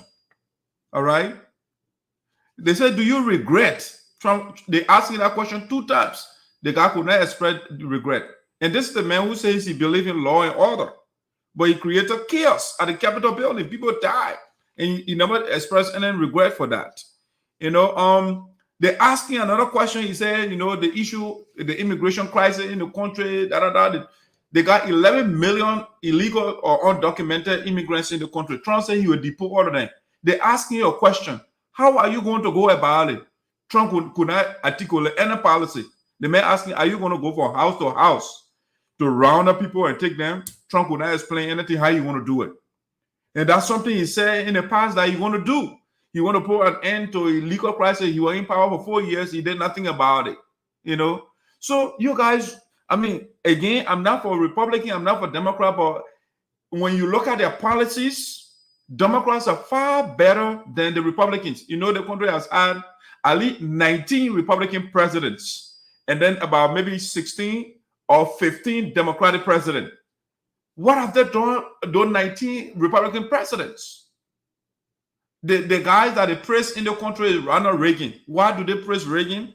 It's because all the policy that Roosevelt put in the New Deal, when you are helping the poor people, you're helping the people in the country. Ronald Reagan came by rolling by all those policies, and that's why they like him, you know, because Roosevelt went and called those guys, things was getting tough in America. He said, you know, guys, the rich guy, he called that. He said, guys, if we don't do something of the crisis that going on in the country, we don't do something, the people will take over. And when they take over, they will take your money from you. So we got to give some of the money so we can help the people on the FDR. And that's how the guy implemented, they give some of the money back. And that's how the guy implemented New Deal, you know. But when they came back, when Reagan came, Reagan started rolling by everything. You know why? The people took our money in the past, so we got to take the money back. So they put back all that policy and taking all the money sitting. Now what is sitting on mountains of money right now in the country. So when it comes to policy, the Republicans they're horrible. And when it comes to policy, it's because it's individualism. Therefore, individual, everybody should be on their own. But you live in a country. You live in a country and you say everybody should be on their own. Okay, we pay taxes. Everybody, I mean, those that are not working, they don't pay taxes, of course. But those that are working, those that are working, they pay taxes. But when you say, okay, give the little man tax break, then he said no, but I will get a billionaire tax break. Okay, why you can't get a little man tax break as well? You know, why you can't say, okay, you know what, let's wipe out the student loan. Just the same way you can forgive the corporation when they squander billions of dollars. Why do you take public money and give it to a private company to carry on their private affairs, but you can't help the citizens that are paying the taxes? So some of these are the contradictions of the Republicans. They don't make sense to me. Democrats, when it comes to, I mean, this LGBT stuff, I'm not for it. I mean, you can't have everybody just doing anything. And so that's a policy I don't agree with. You know, to say, you know what, you can be man today, you can be woman tomorrow, you can man can marry man, woman. I mean, I'm not for it. I don't support that on the Democratic side. You know, so I think the resources of the country should be used to benefit everybody, but it cannot be 1% of the population just sitting on the money, you know, and the majority are just struggling. And that's my issue with the Democrats or the Republicans. I mean, so the debate, all the media, Patrick, are you sleeping? All the media, you are off camera, you know, so you are off camera. So there you go. So all the media outlets don't agree with you and Tobago, because everybody that watched the debate, some of the Republicans, they admitted that Kamala beat, you know, Donald Trump. So you guys can disagree with me, that's fine. But nobody agrees with you guys on the debate here. All right? Just the same way when Trump beat Joe Biden the other day, we all agree that he won a debate. Joe Biden could not articulate the issues. So you guys should at least admit when Donald Trump screwed up, you also, oh, the man is screwed on the one. But now, guys, that is it on the issue of the U.S. debate. Let's go to the major one here that we're here for today. let's talk about it. Let me bring Pablo down when he gets back. We can go. But Patrick, you want to get on camera a little bit? You are off camera. You just come in the middle a little bit. There you go. Good. So I want also, Patrick, the major one we are here for today is the issue of our senator. You know. So before we go into that, it's a breaking news. We'll be right back.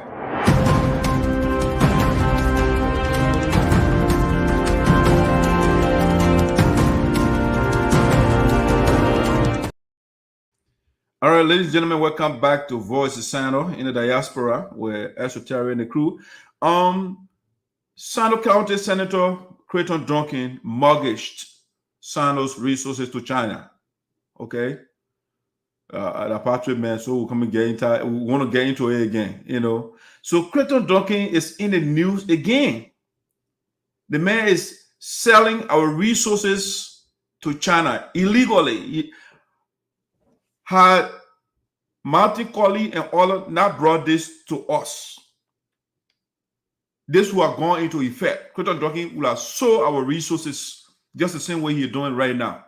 You know, I mean, he had companies in the county already that are extracting the resources, but he wants to take more. Okay, he wants to take more. So, Patrick, let's get into this issue of Crayton Duncan. What do you make of our lawmaker who's supposed to represent our interest signing a deal, and then he got 33% share, and then the company that he's signing, the Chinese company, is signing the deal where they got 67% share? But I didn't see anything in there for Sinoe County. First of all, let me put the document on the screen so that people can see it. Let me go in presentation mode. Let me do that so we can look at the contract document that Crayton Duncan signed. Let's see. I'll put this. All right, let's do that. Let me put that over there. All right, now one of the documents is this one right here.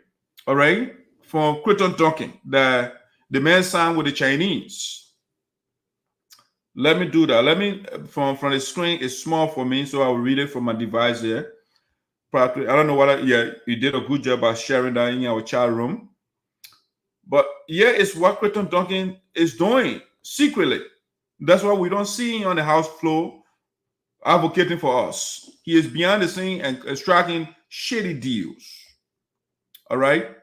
So this is the report, the document that came up. It says here, agreement. Crayton Duncan signed an agreement. Our senator, Sinoe County Senator, this man right here, he signed an agreement with a Chinese company mortgaging our resources to the Chinese, selling our resources to the Chinese. So the agreement is right here. I'll put it back up there. And it says in Ningbo Grain Port International Trade Corporation Limited and the Party A, because they got Party A, Liberia, Geneva Mining Incorporated, Party B, the Ningbo Grain Party or Grain Port International Trade, and then we got a witness here, Embassy of the Republic of Liberia in Beijing, People's Republic of China. Okay, and the document says to accelerate the development of Liberia's mining, forestry, forestry and agricultural sectors, improve people's living standards, and create employment opportunities. Party A, which is Crayton Duncan, Party A, Crayton Duncan, and Party B, which is the Chinese company, through friendly negotiations. Friendly negotiation, okay? So it's friendly. The two of them, Crayton Duncan, are buddies. So they're doing friendly negotiation with our resources. Friendly negotiation. Have reached, it's not legal negotiation. It's not going through the law of Liberia. It's through friendly negotiation. Patrick is my friend, and then we have to strike some kind of friendly deal to do some kind of business together, right? Have reached the following mining agreement. Mining. So when you're talking about mining, He's talking about digging your resources, the gold, the diamond, the magnesium, everything that is in your soil in Sinoe County. Crayton Duncan is marketing, is selling that to the Chinese. Have reached the following agreement or following mining agreement. This agreement is on the leadership of the new president. Okay, the new president is Joseph Boyka. So Joseph Boyka knows something about it apparently because it's through the embassy. The agreement, this agreement is on the leadership of the new president and based on the principles of mutual benefit. Okay, mutual benefit meaning that both sides, Crayton Duncan is benefiting and the Chinese are benefiting. It's mutual benefit and common development. Party one, which is Crayton Duncan, or Party A, I should say. Party A, which is Crayton Duncan. Party A will provide mining resources with legal exploration certificates. Okay, that's the role of Crayton Duncan he will be playing, right? Let me bring Tubabo back on here. He was backstage. So they say Party A will provide mining resources with legal exploration certificates, mining certificates, and international market sales certificates for Party B. Okay, Crayton Duncan will be doing that for Party B. The mining site located at Sanquin 2 or Sanquin, number 1, Sanquin, number 2, Cape Mount, number 3, Bongo Jile, number 4, Tatwin, number 4, 4 places into what he said. Okay, so Crayton Duncan is marketing our areas. He went as far as Cape Mount, but in Sinoe County is Bongo Jile, is Tatwin, and is Sanquin. The resources in that area, Crayton Duncan is selling them. They're making deals with the Chinese to dig our resources and carry to China. Okay, so number 2, Party B. Party B will provide engineers, all necessary engineering equipment, and employee accommodation. 3, after obtaining a legal mining certificate from Party A, which is Crayton Duncan, this man right here, our senator, after obtaining a legal mining certificate from Party A, can Party B enter the site to commence construction? Okay, Party B will carry out production with the joint participation of Party A. The whole thing is Sinoe County interest is not in the yell. It's between Crayton Duncan and the Chinese. All security issues shall be the responsibility of Party A, and Party B will pay reasonable fees. We don't know what reasonable fees is. Now let's go to the next one. The any part is crucial here. I want to share something with you. The next portion. Let me put the next part. All right, that's the next portion I want to look at. So 5, it says here, Party B, as the investor and producer, holds 67% absolute ownership of the product. As the landlord, which is Party A, Crayton Duncan, Crayton Duncan holds 33% absolute ownership of the product. Okay. 6, if Party A and Party B establish a joint venture in Liberia, they will distribute equity in accordance with Article 5. So what that means is Article 5 is where the Chinese will get 67% and Crayton Duncan will get 33%. Okay, that's what it says over there. 7, this agreement is exclusive. Party A and Party B shall not breach this agreement within 4 years after the signing. Okay, during this period, Party A is not allowed to do business with a third party. Okay, so Crayton Duncan is not to do business with any party after the sign. Okay, this agreement is made in 4 copies and shall take effect immediately upon signature by representatives of both parties and witnessing by the embassy. 9, any matters not covered shall be resolved through consultation between two parties, okay?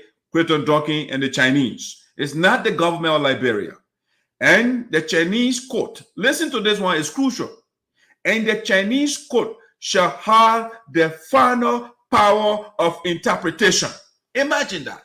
Crayton Duncan is selling our country, our resources to the Chinese, and the Chinese will have the final power to interpret anything they can carry that way. In other words, it will be in their favor. Okay? And this document was signed, as you look at it on the screen. Crayton Duncan signed it, Party A, Crayton O Duncan. All right? Legal representative. All right? You see the contact number, everything listed. It was signed, the date is the 3rd month, the 7th, 2024. Recent document. Okay? And it was witnessed by McKinley Thomas, who is the ambassador in China. And then here the Chinese company, they signed as well. They got all the details over there, you can see. So people are Sinoe County, people are Liberia. Crayton Duncan, they even translated the document in Chinese and all. Okay, they put it in Chinese so the Chinese people can also understand what is being said here. After all, Crayton Duncan gave their absolute power. Okay, this is the man that witnesses the signing of the agreement. The McKelly, the Thomas man, they indicated in the communication. But my focus here is our senator, Crayton Duncan. Patrick, we have gone through the document. What do you make of this action by our senator? Okay. He was on Spoon Talk. If we have time, I will play a portion of the video or the audio so you can listen to how angry Crayton Duncan was when he got busted by Mountain Collie and his crew. He was angry. He could not explain this thing peacefully or calmly yesterday on Spoon Talk. Crayton Duncan was extremely angry and exude high level of arrogance. Give you a tape, Patrick, go ahead. I'm getting a little bit agitated the way the guys are treating our people. Yeah, so let me come in. So yeah. we need let me begin with a few questions. Let me begin with a few questions to prepare me to respond to the whole issue. First, let me issue a disclaimer that I'm not in defense of Senator Duncan's action in the sense of inequality, or I support it if it is legal. Now, Liberia is about 177 years old. The first major concession in Liberia was signed in 1926, the Firestone Concession. 1926, 2024 is more than 100 years.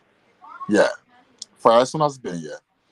Firestone has been carrying our natural resources, rubber.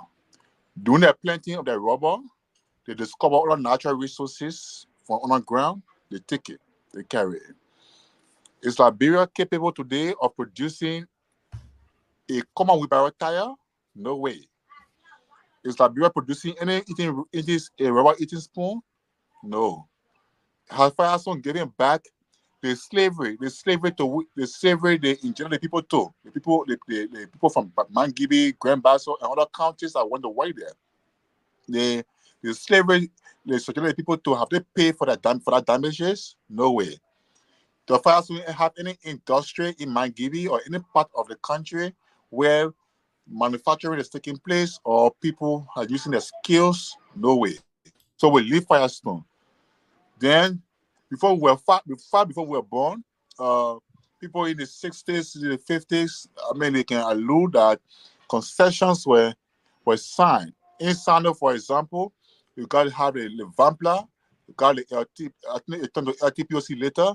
Then you got the SRC, the Sinoe Rock Corporation. It was EFC first.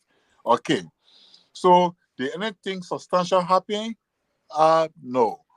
So then all the mineral group, Lamco, and every other thing that been happening in this country. Do we have any area where we are doing gold refinery? We have a gold refinery that is South Africa? No. Do we have a diamond refinery or a bauxite refinery in Liberia? No. Has there been any industry? No. Has mining in this country? Has logging in this country? Has any other strategic industry concession, lifted the people of Liberia out of poverty? No. So for 177 years, the people have been in abject poverty. They've been suffering. They've been dying of hunger and disease. Nothing. And the reason why it happens is that our government, in the name of concession of foreign direct investment, we allowed the Chinese, the Indians, the Americans, the Europeans, the Asians, they will come to Liberia, take all our resources, all right, and give bond envelopes to public officials, and and do nothing to give back to the people. It has been going on. Even currently, as we speak, the level of unemployment in Liberia, of the 5.2 million people, let's say babies, children age, people who not reach the age of 18 years, or who are still between the ages of 1 year, 1 year or 1 day to 16 or 14. Let's say they are 1 million. Let's say there are 1 million people.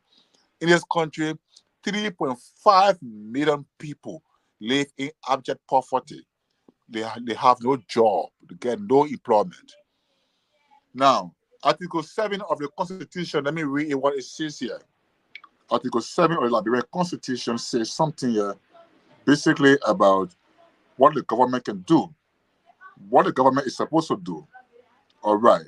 Article 7 of the Constitution says the Republic shall, consistent with the principles of individual freedom and social justice in the Constitution, manage the national economy and the natural resources of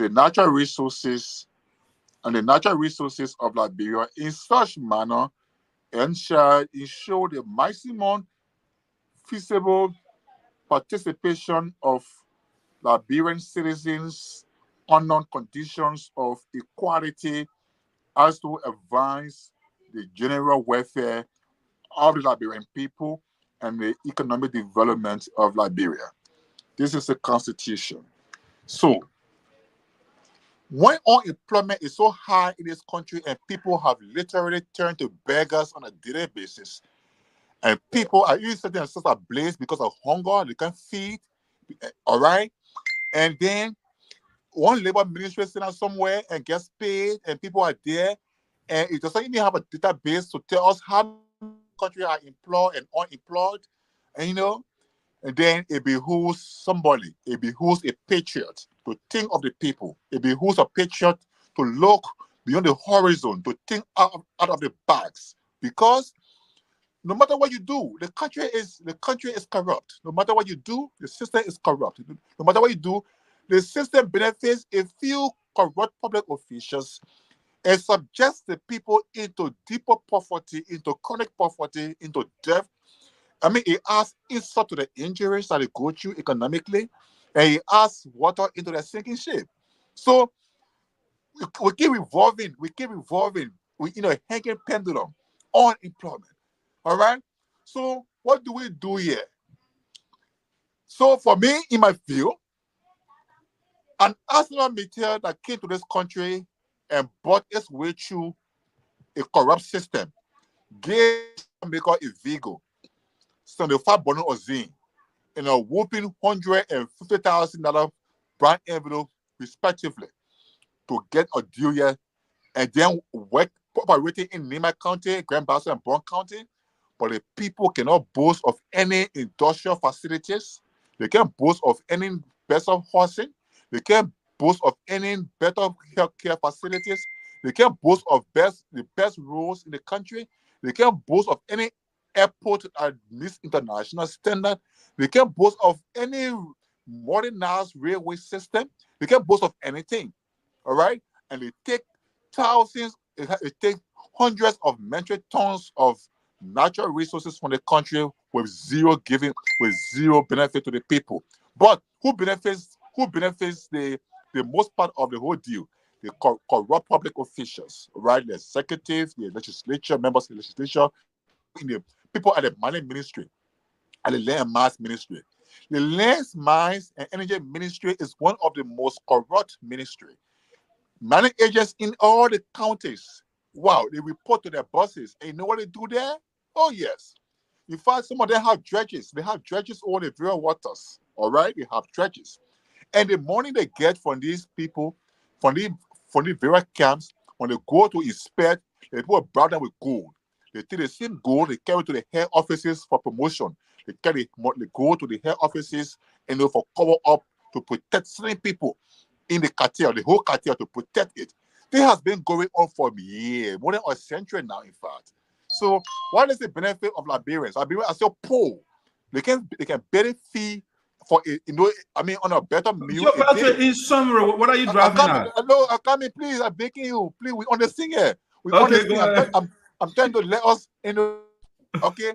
I'm trying to let us understand where some of these things can really come from, okay?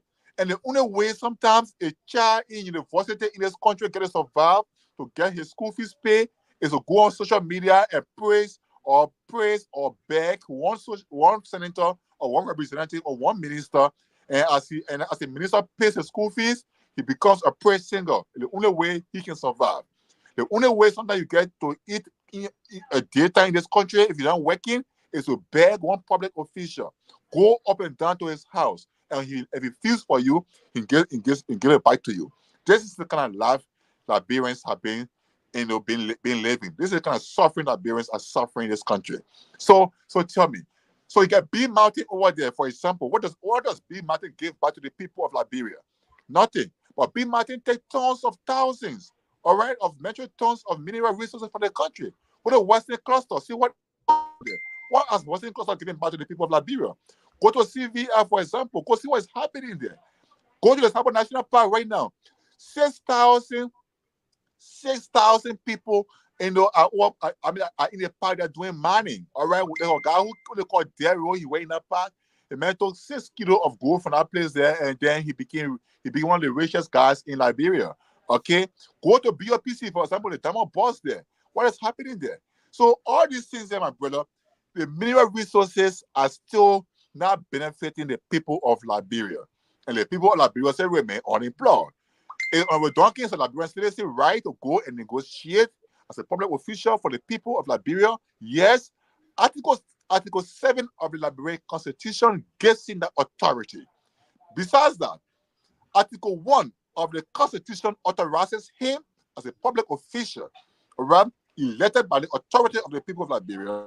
He showed that some of these issues of unemployment are addressed. Some of the issues that have to do with, how they call it, education for the people are addressed. And the only way this can be addressed if the Liberian economy is good, the Liberian economy is better off, if everybody is employed.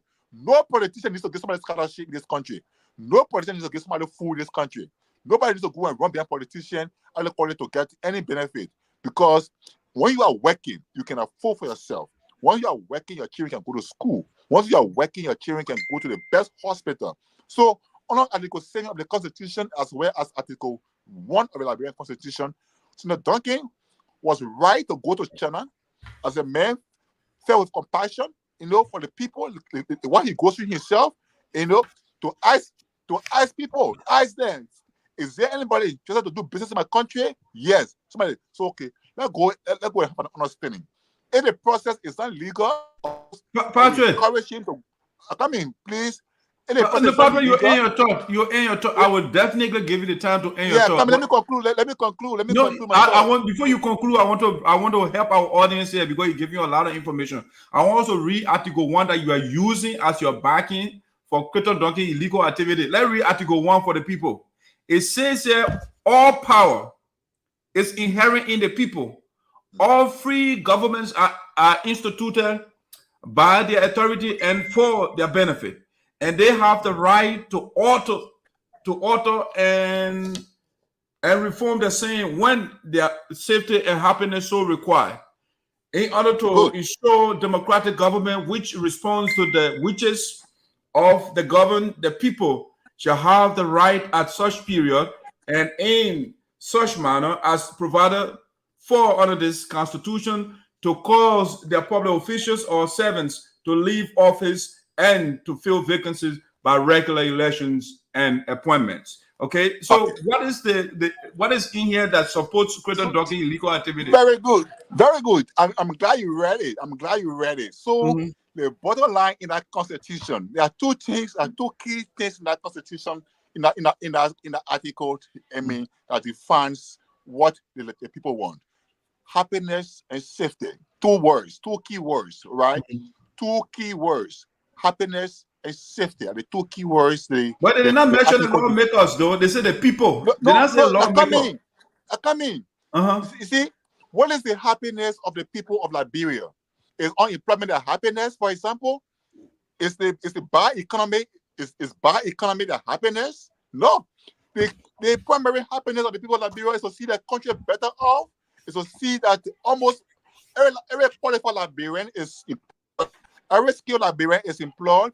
Every Liberian can have an income. That is the happiness of the Liberian people. Their safety. Of course, if you can't eat, are you safe? If you're hungry, are you? If you're hungry, you can't take medicine in the fireplace when you are sick.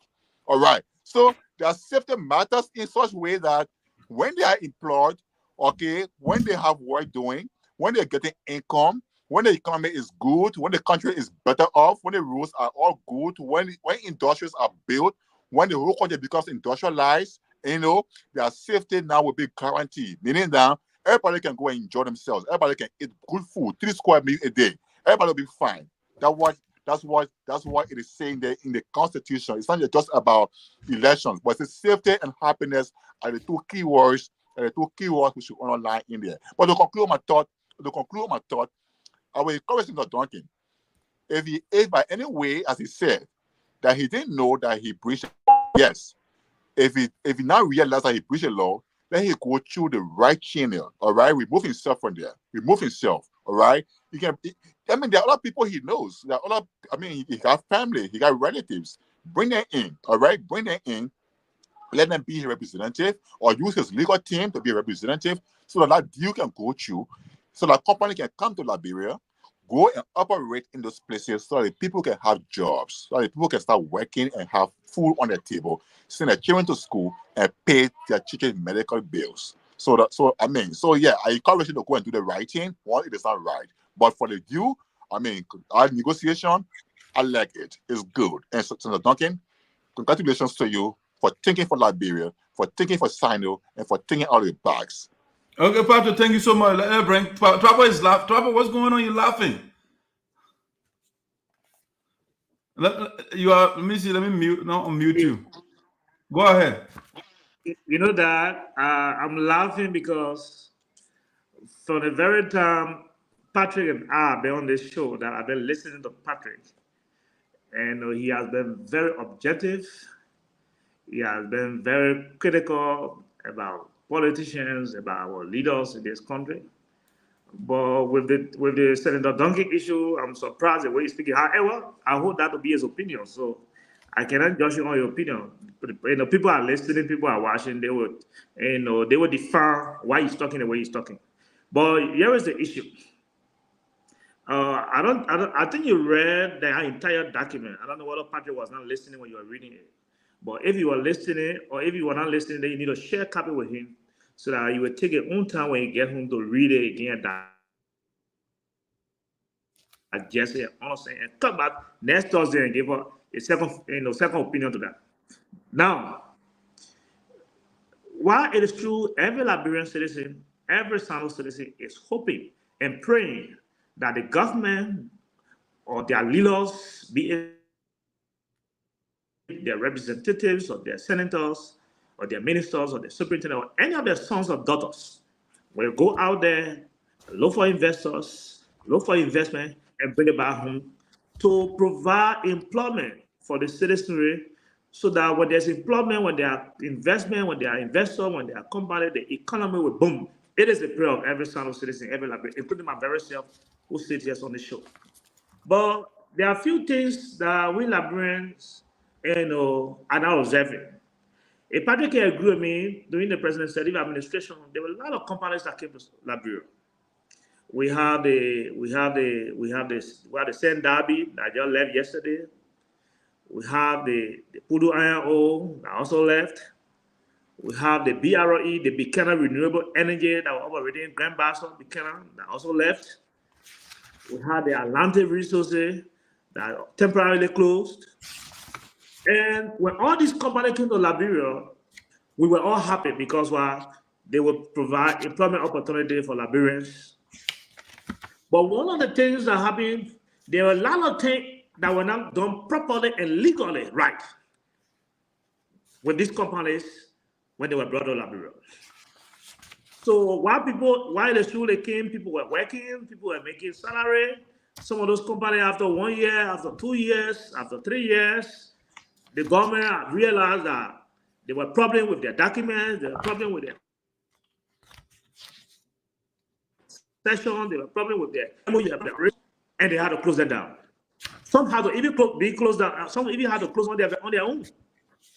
At the end of the day, it became more challenging and more difficult and more dangerous than it was because you had thousands of people that were being employed, that were making salary, that were getting income, that had a family. And in no time, they had to go out of job again after the company were closed because of some legal reasons. And it has its own trauma. It has its own negative impact as compared to a man who was not working at all. A man who started working for 1 or 2 years, earning $1 and going out of job, it becomes more dangerous to society. Now, let me tell Patrick why where Senator Duncan went wrong. When they let Senator Mabulu Vlayimpa, they let Senator Joseph Jinetu Nambi, they let Representative Timothy Davis, politician, former Representative Jefferson Camo, and the late Representative Nelson Waba, when they were running the Sinoe Legislative Caucus. When the late Senator Yimpa, the former Representative Camo, and late Representative Potia, when they went to Indonesia, when they went to Jakarta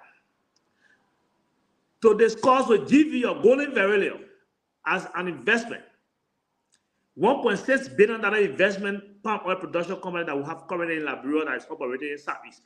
When they went to Indonesia to negotiate or to convince the investors to bring their investment to Liberia, they did not make any commitment on behalf of the Liberian government or on behalf of the people of Sinoe while in Jakarta. No. The only thing that they, as the representatives of the people, as the leaders of the people, they negotiated, they convinced the investors and made them understand that they will have a peaceful environment, a conducive environment under which they can invest $1.6 billion in Liberia. And they convinced the company and brought them to Liberia. And these investors met with the Liberian government, including the both houses. And a concession agreement was reached with the Liberian government. And they identified the Southeast, primarily Sinoe County, as the first area of production, that's where Sinoe County came in the picture. And they went to Sinoe County and met with the people of Sinoe, the custodian of the land. And after many deliberations and discussions, the people of Sinoe saw it feasible, saw it necessary to allow Golden Verilium to invest in Sinoe. And that's how the people of Sinoe gave up their land to GVL. And besides the concession agreement that was signed with the Liberian government, MOUs, meaning memorandum of understanding, was also signed with the communities, with the community leaders, the youth leaders, the common people being represented and having a say in those agreements.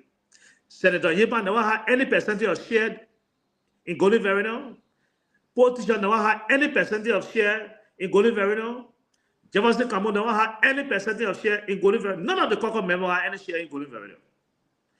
They brought Golden Verilium to the people, for the benefit of the people, to provide jobs for the people.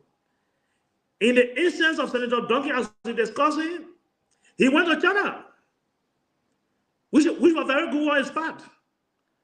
He identified the investors. Very smart of him. He had a contact and have a discussion with the investor.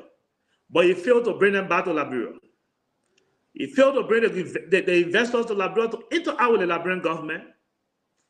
He failed to take them to Sinoe, to all the areas that have been mentioned in that document, the Tatwe, the Bokonje area where the people are supposed to operate. He failed to take them there to discuss with the people.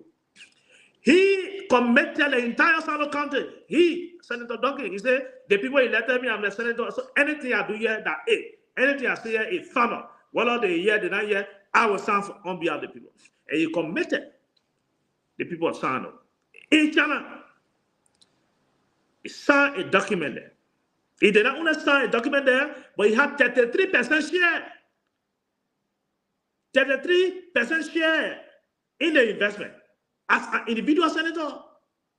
So if you have 33% share in the investment, and you know the investment will always have 4 parties: the government, the investors, the community people, and now Senator Duncan added they're making it 4.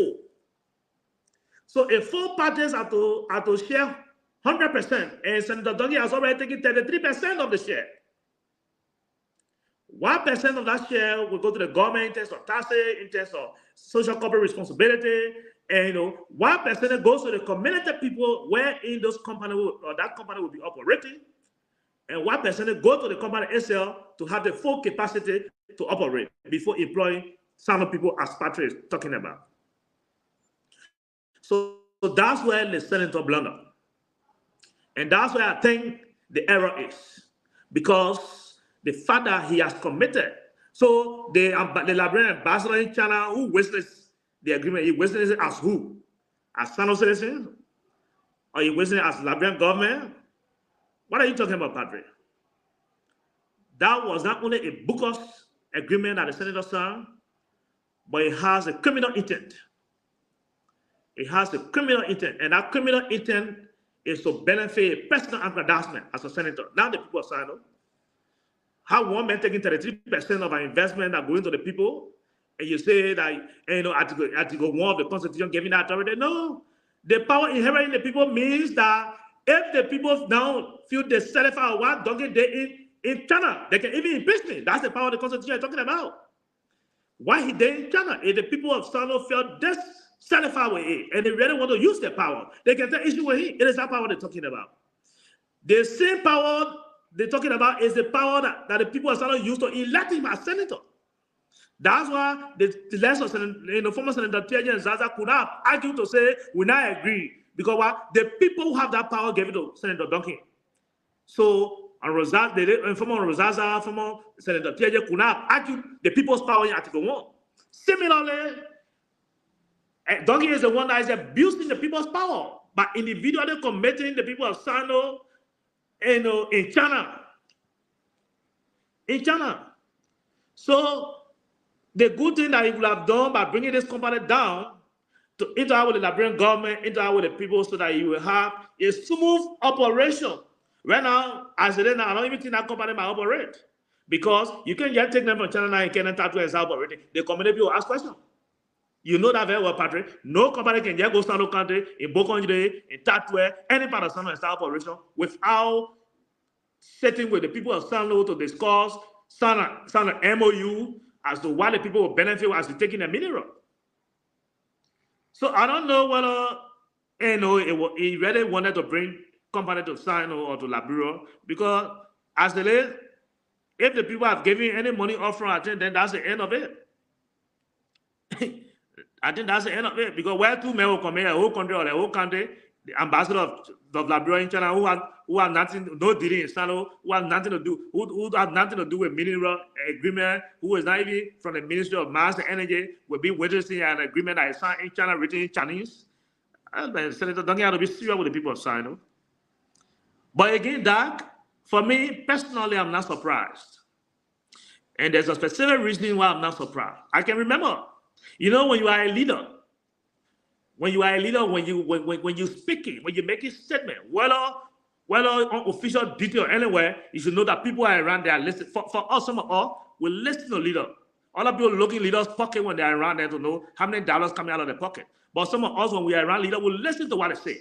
I can remember immediately after the first round of the election, when Honorable Duncan was senator-elect, we were in a meeting.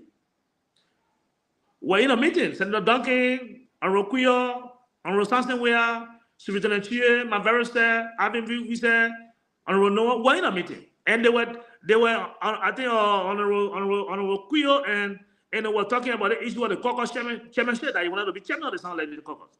And I think Senator Chie also had interest of it, and they were talking about it.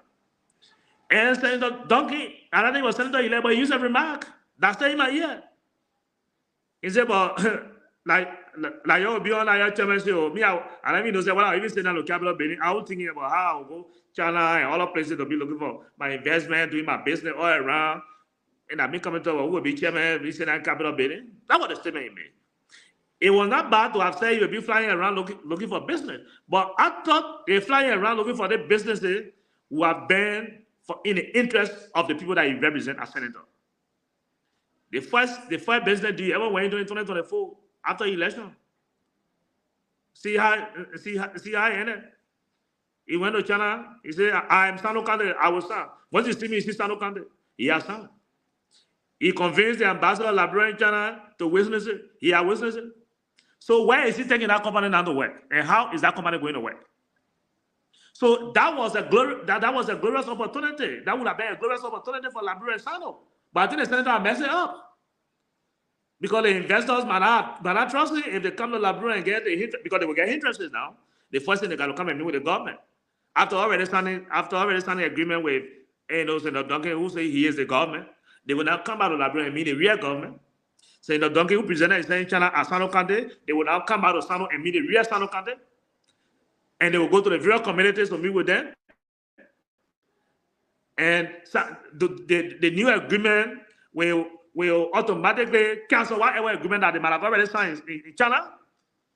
So, when you come to public office, Patrick, when you are a public official, we expect integrity. We expect decency. We expect a character that reflects public office. Senator Duncan did all of these things when he was at Central Bank. We thought that we could not hold a candle because it was not Mayo Jones, but he did not leave it there. When Senator Duncan was representative, if you can remember, maybe you were not in Sinoe, but I was in Sinoe. I was labor commissioner in Sinoe. When he was in Sinoe, when he brought Sinoe Forest in Sinoe, one of the things that he did that I saw as an abuse of power, he had an official vehicle. It was his executive 18 plate being given to those Asian people driving around because he doesn't want immigration to ask them for resident permit when they are traveling to Monrovia and back to Sinoe. When you know that you brought the people in so that they're coming to Liberia to come and invest in the country, you know what I mean? When you have 3 or 4 or 5 or 10 expatriates in this country who will not have any immigration document, you know how many different government? Ask anybody in Sinoe, they were using the official plate as Santos and on Duncan as representative executive 18. It's what those Chinese people are using on the paper, driving around Sinoe and Liberia. So coming to the Senate and doing the same thing for me, I'm not surprised. But we think that it is too early, and out of 9 years, he has not gone the 1st year. When we say anything, it doesn't mean we hate him, but we want him to change, to do the right thing. We are blessed for having to have the kind of contacts abroad, to have contacts in China, in Asia, and all about the world. But let him use the contacts as a blessing to Sinoe. He should not use the contacts as a blessing to a pocket. So that's the correction I wanted to make on that.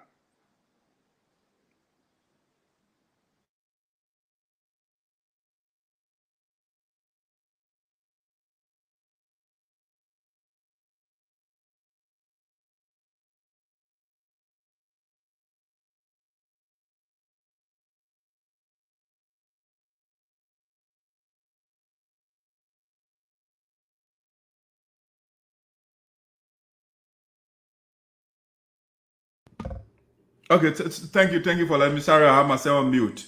Thank you. Hear me now? All right, good. Patrick, you will be in trouble today, my man. You will be in trouble. We'll beat on you today.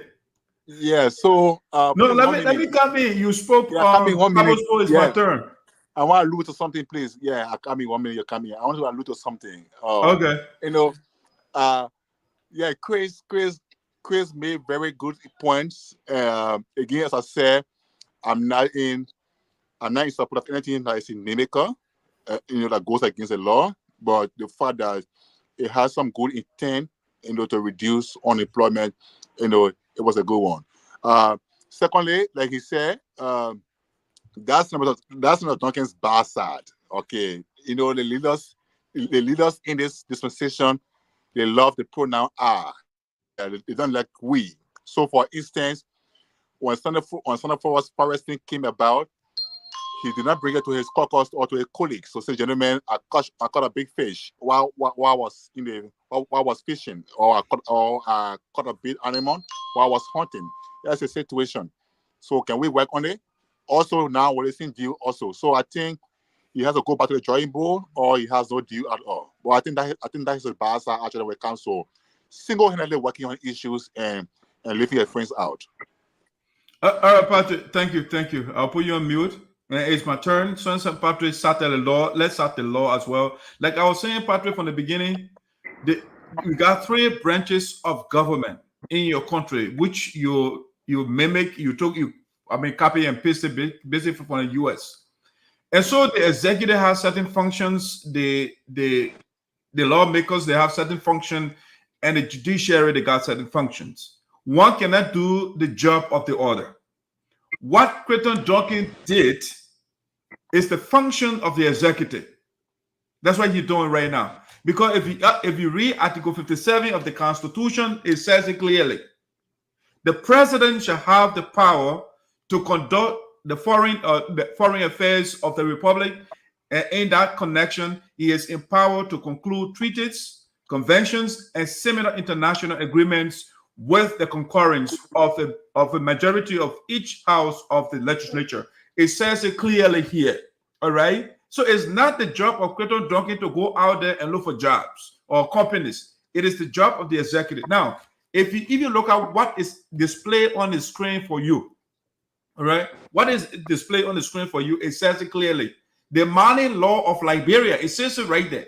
So maybe you guys are not reading it, but it says here, the president of Liberia, vice president, members of the legislature, justices of the Supreme Court, judges of subordinate courts of record. Let me add Patrick back. Yes, judges of subordinate courts of records, cabinet ministers, and managing directors of public corporations during their tenure. During their tenure shall not be eligible to be holders of mining licenses / rights, or be involved with mining transactions or agreements in the event that any of the foregoing persons was already a holder of a mineral right prior, or mining right, I think they mean, but it's a mineral right prior to assuming the functions of the office. Then such person may either dispose of such mineral right or place such. And it said it's the New Minerals and Mining Law of Liberia, Chapter 4, Section 2F, approved April 3rd, 2020. So 2000. So Crayton Duncan is supposed to know this. He was in power when the law was passed. He was a lawmaker. Okay, he was a representative.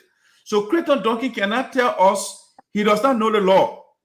Crayton Duncan knows the law, but because he wanted to steal from us, which he has been doing for years, he stole from us. Let me show you. If you look here, everywhere you look on the internet, Crayton Duncan's name is all over the place. So if you look at this document, for example, let me zoom in a little bit so people can read it. I just want to show you something here. If you read the title here, it says Representative Crayton Duncan caught in forest illegality. The man is doing everything illegal. That's one article here. You can go online, just read all the different articles. It's online. People complaining about this guy. You read it.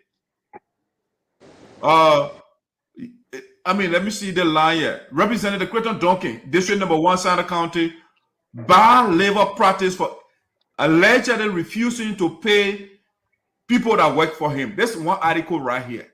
All right. If you go further, let me share the other one with you guys. Patrick, we have a terrible lawmaker, and we should not praise the guys when they go wrong.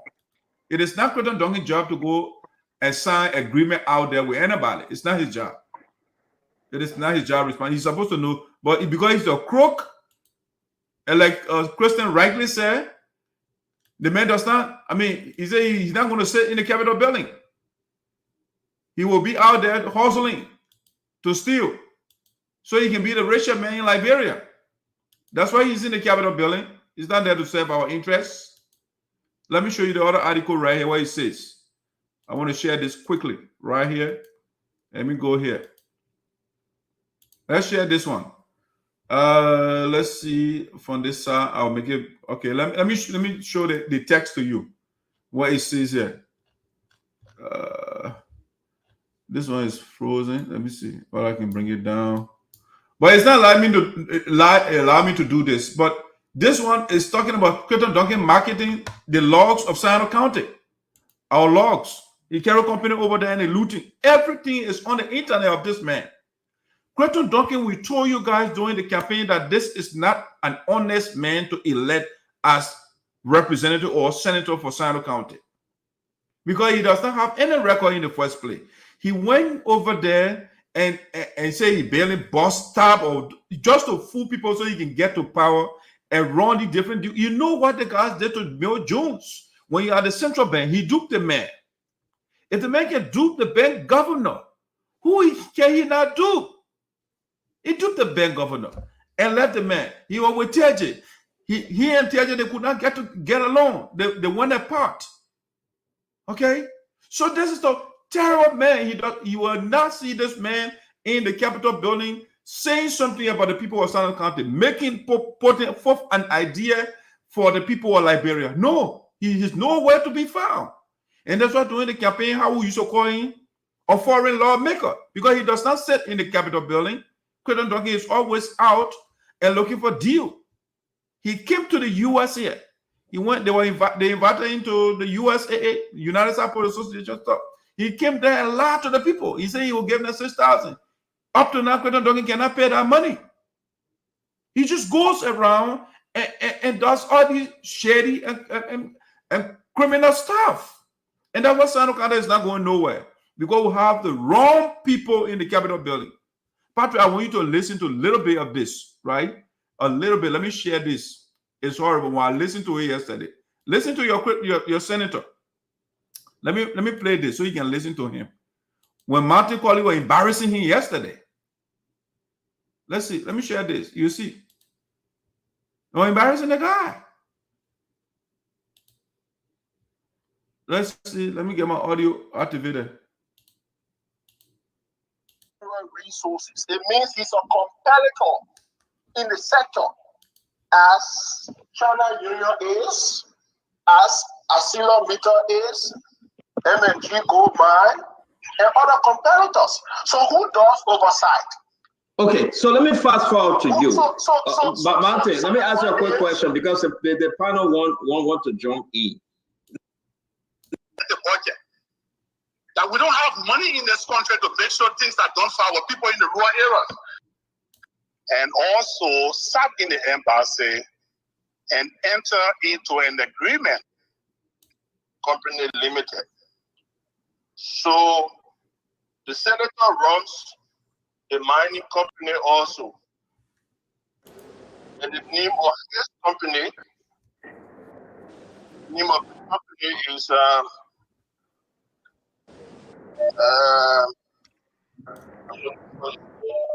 are you saying the senator currently run a mining company?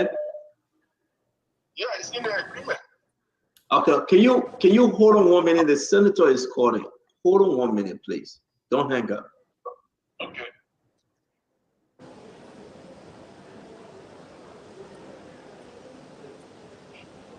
Senator. Yes. Yes, Senator Duncan, this is Stanton. We are on the program, the Spoon Talk. Like I told you, I was going to call you on this story. Are you in a position to talk to us? Okay. All right, let me bring you in. All right, I had to remove Martin Corley because he was explaining, but please go ahead. You are live. Thank you for taking our call. Concerning the story that ran on the Variety newspaper today, what say you? What can you tell us? Well, so first of all, I'd like to say thanks for giving me the opportunity. Just that I was sleeping and my boy had to wake me up that you were trying to call me. So I hope I'll be ready to answer you. However,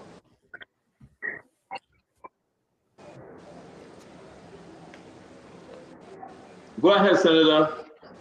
this situation occurred when I went to China. I have been talking to several people in China concerning investment opportunities in Liberia. And that previously, there were other issues concerning lawmakers getting involved in business propositions. And to my knowledge, it was that lawmaker does not get in businesses that has to do with in any business proposition or businesses that has to deal with compromising or using your influence, you know, on contracts or in any other way that would be to the disadvantage of other competitors. And so it is known to me that in any other businesses, like you will have to talk about competition. That would be then. That means the lawmaker would be using his office or his power that will make him to be the winner for that contract, or using his office to influence in other ways to get that because he's a lawmaker and that company is his. But now I'm getting to realize that lawmakers are not supposed to do anything at all, because I went to China.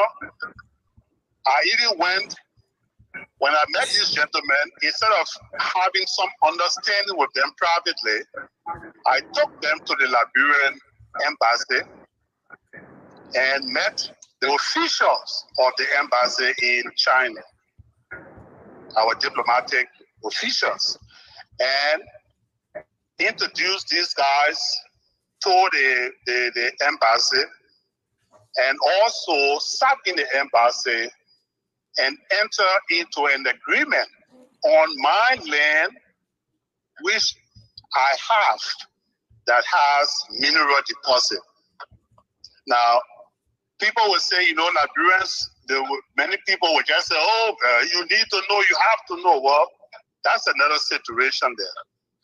When I came back to Liberia joyfully, with the intention of establishing a company to do mining, I was told by my lawyer friend, who usually do paperwork for me, that lawmaker again cannot involve in any form of businesses in his own country, which was very disappointing. Nevertheless, I took my hand out of it and walked away from such an opportunity that I know will have better the lives of our people by bringing a company that will provide job opportunity. The company has never been registered in Liberia. The company, or Duncan, has never used that company to operate in Liberia in any form or any way. However, in as much as I wanted it to work, I was told that it's not possible. So definitely we had to to have it terminated. And the guys did not come to Liberia. We did not register it. We did not even go to lands and mines to get any paper for that. But you see, the thing about us as Spoon, our people in this country look up to us mostly in the rural areas. Many times when I'm listening, Pato, there is something he said there that, when he went to China and made an agreement, he never had a company. He had the intention to come back to establish a company. But when you look on the document here that he signed in China, it said Party A, Liberian Geneva Mining Incorporated. So he has a company already. And that's what Mountain was referring to. He said, I come to Liberia before I established a company. But Crayton Duncan, where did you get the company? He said Liberia Geneva Mining Incorporated. Where that company came from?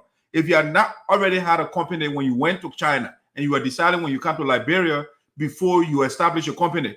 So how come you got a company name on the agreement you signed before you establish a company?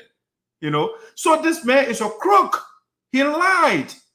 He got that what Martin was talking. The man had a company before, Liberia Geneva Mining Incorporated, which is Party A, and which is for Crayton Duncan.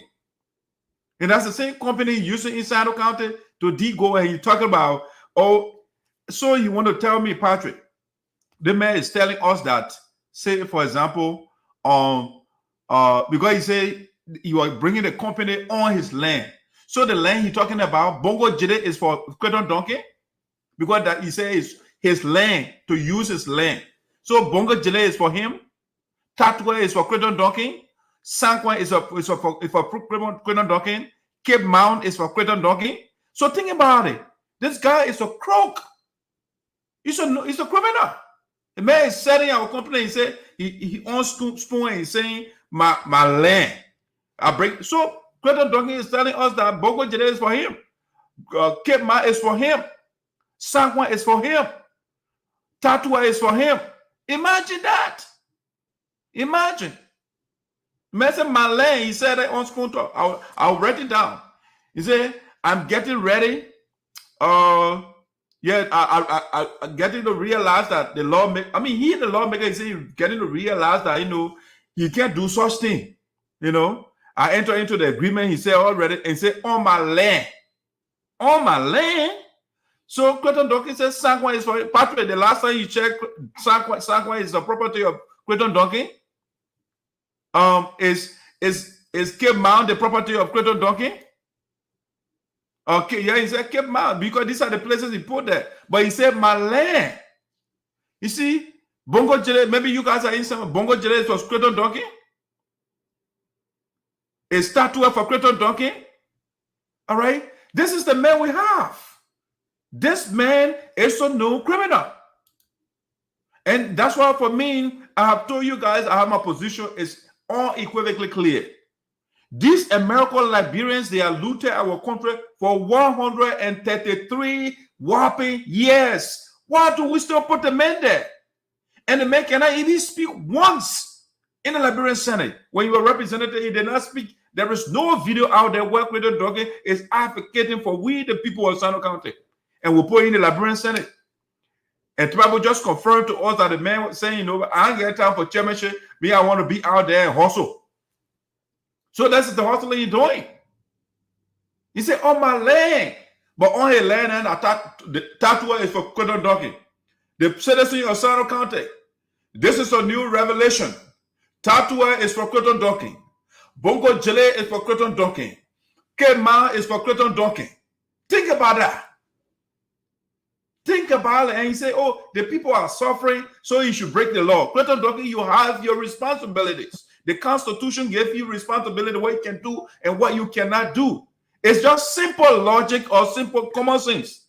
You cannot be the one that will provide oversight and at the same time go into agreement. Who is going to hold you accountable? Who's going to do that? You cannot be the player and the referee at the same time, sir. It's just simple. But the man knows this thing. So he got busted and you're making a frivolous and impuissant arguments, and crying. And Mountain Quali is educating you on the law and you say you're a lawmaker. Third country is in trouble for 9 years. This man is a martyr just occupying space in the Capitol building. It's the same man that lied during the campaign that you're bringing people to America.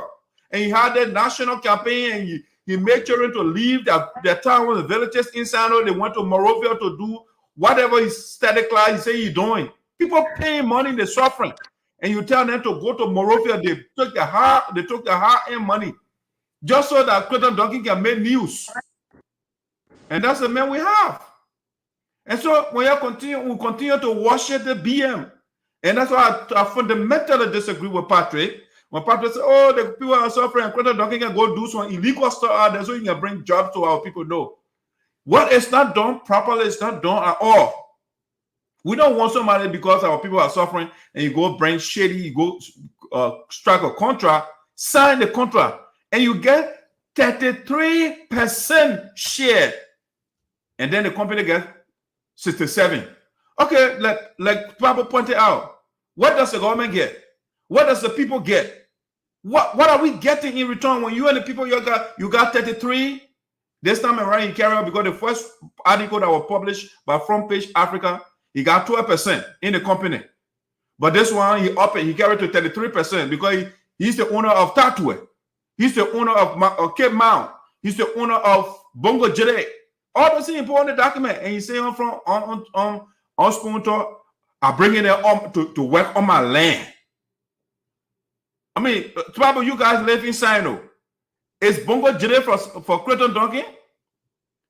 Is Sanquin for Crayton Duncan? Is that his land? Is Cape Mount for Crayton Duncan? Maybe you guys, maybe I'm not on the ground, so you're telling me. I mean, I want to know.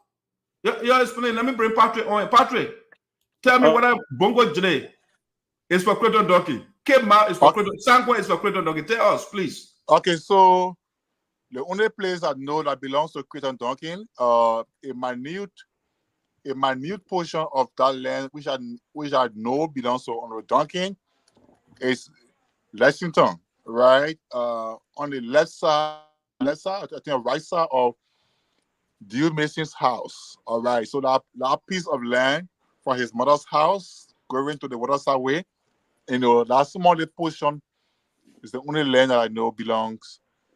That belongs to Crayton Duncan, But you see, there is a thing that everything Christian said fundamentally, I agree with him. I got frustrated with the situation with Liberia's failure and Liberian leaders' failure to make progress over this country, to make the country move forward, and rescue the people from the dungeon of poverty. It's just bad. And the second part I'm so frustrated with is that the system, the Liberian legal system, the laws punish the people so much as though they are criminals. The law subject the people to so much suffering and people so much opportunities as though they are not citizens. The law empowers a few handful of people who are corrupt public officials. It gives them so much benefits. It gives them so much, immunities. It gives them so much power. It gives them so much power. It gives them so much wealth, and the people are left to suffer. So sometimes when I reflect sometimes on the year in, year out, decade in, decade out, suffering Liberian people, unemployment keeps rising, poverty keeps raging, and people die every day. People are diagnosed of typhoid. Every 8 out of 10 person you meet, they are diagnosed with typhoid because of the consumption of contaminated kosher products on the market. So all these things, for example, just get me frustrated sometimes. And I say, whatever that brings relief to the people, whatever that brings relief, I mean, it could one way or not be acceptable. But with Duncan, I mean, he needs to think. He needs to advance his. He needs to advance his style of leadership.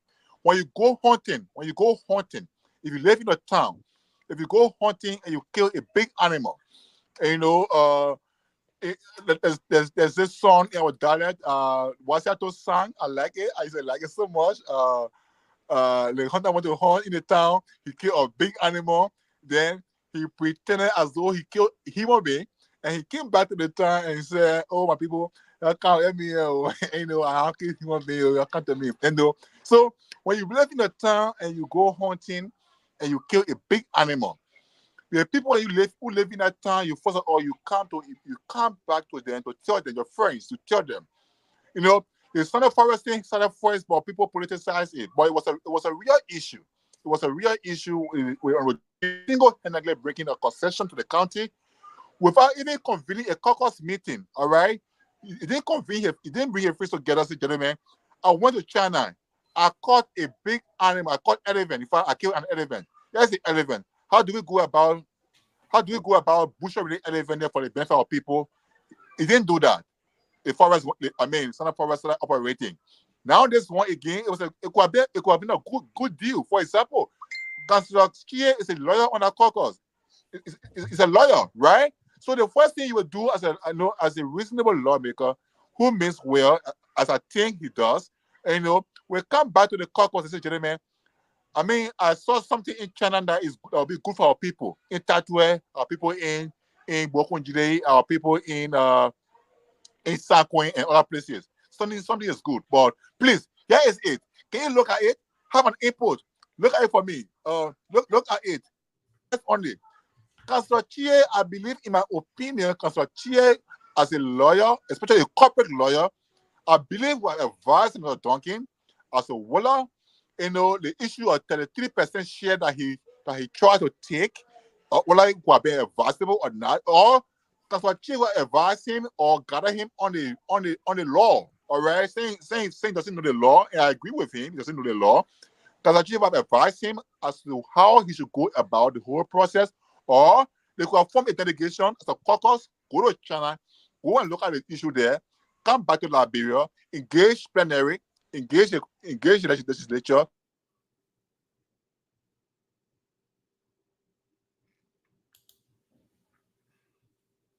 Pablo.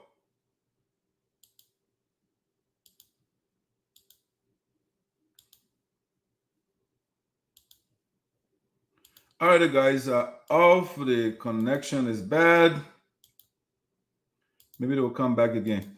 All right. So this is it. This is it. Sinoe County. We are in for a long haul again. We remove a super corrupt man called Milton Tiaje.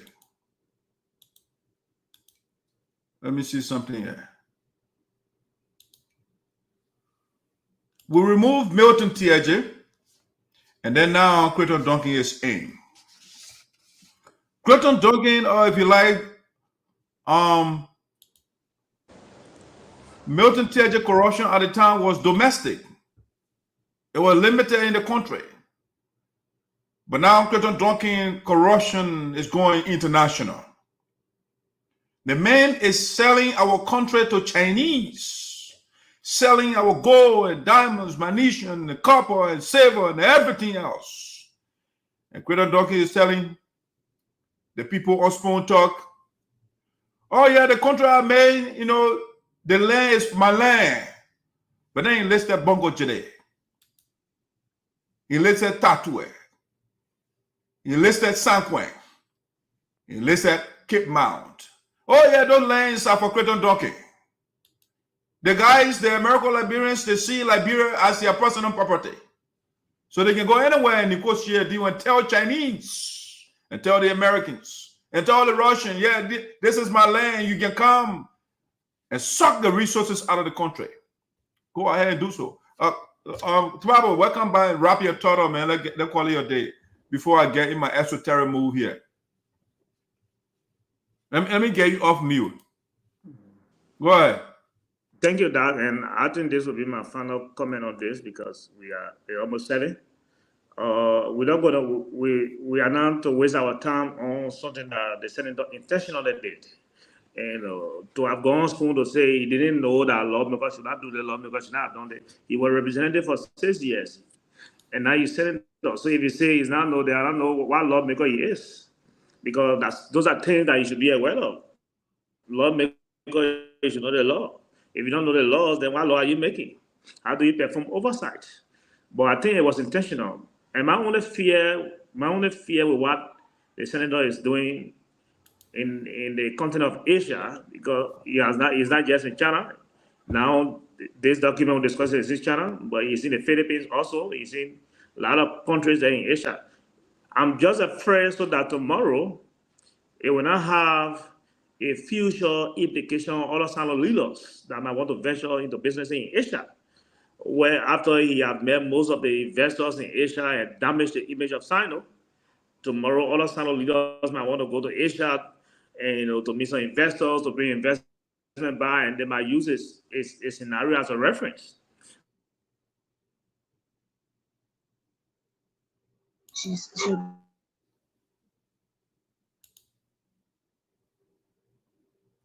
Patrick. Yeah, Twabo is off. My probably I want to also wrap up. Patrick.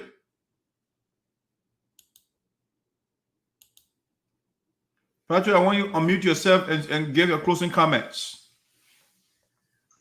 Yeah. Okay. Yeah. So thank you. So I think that's what I was saying.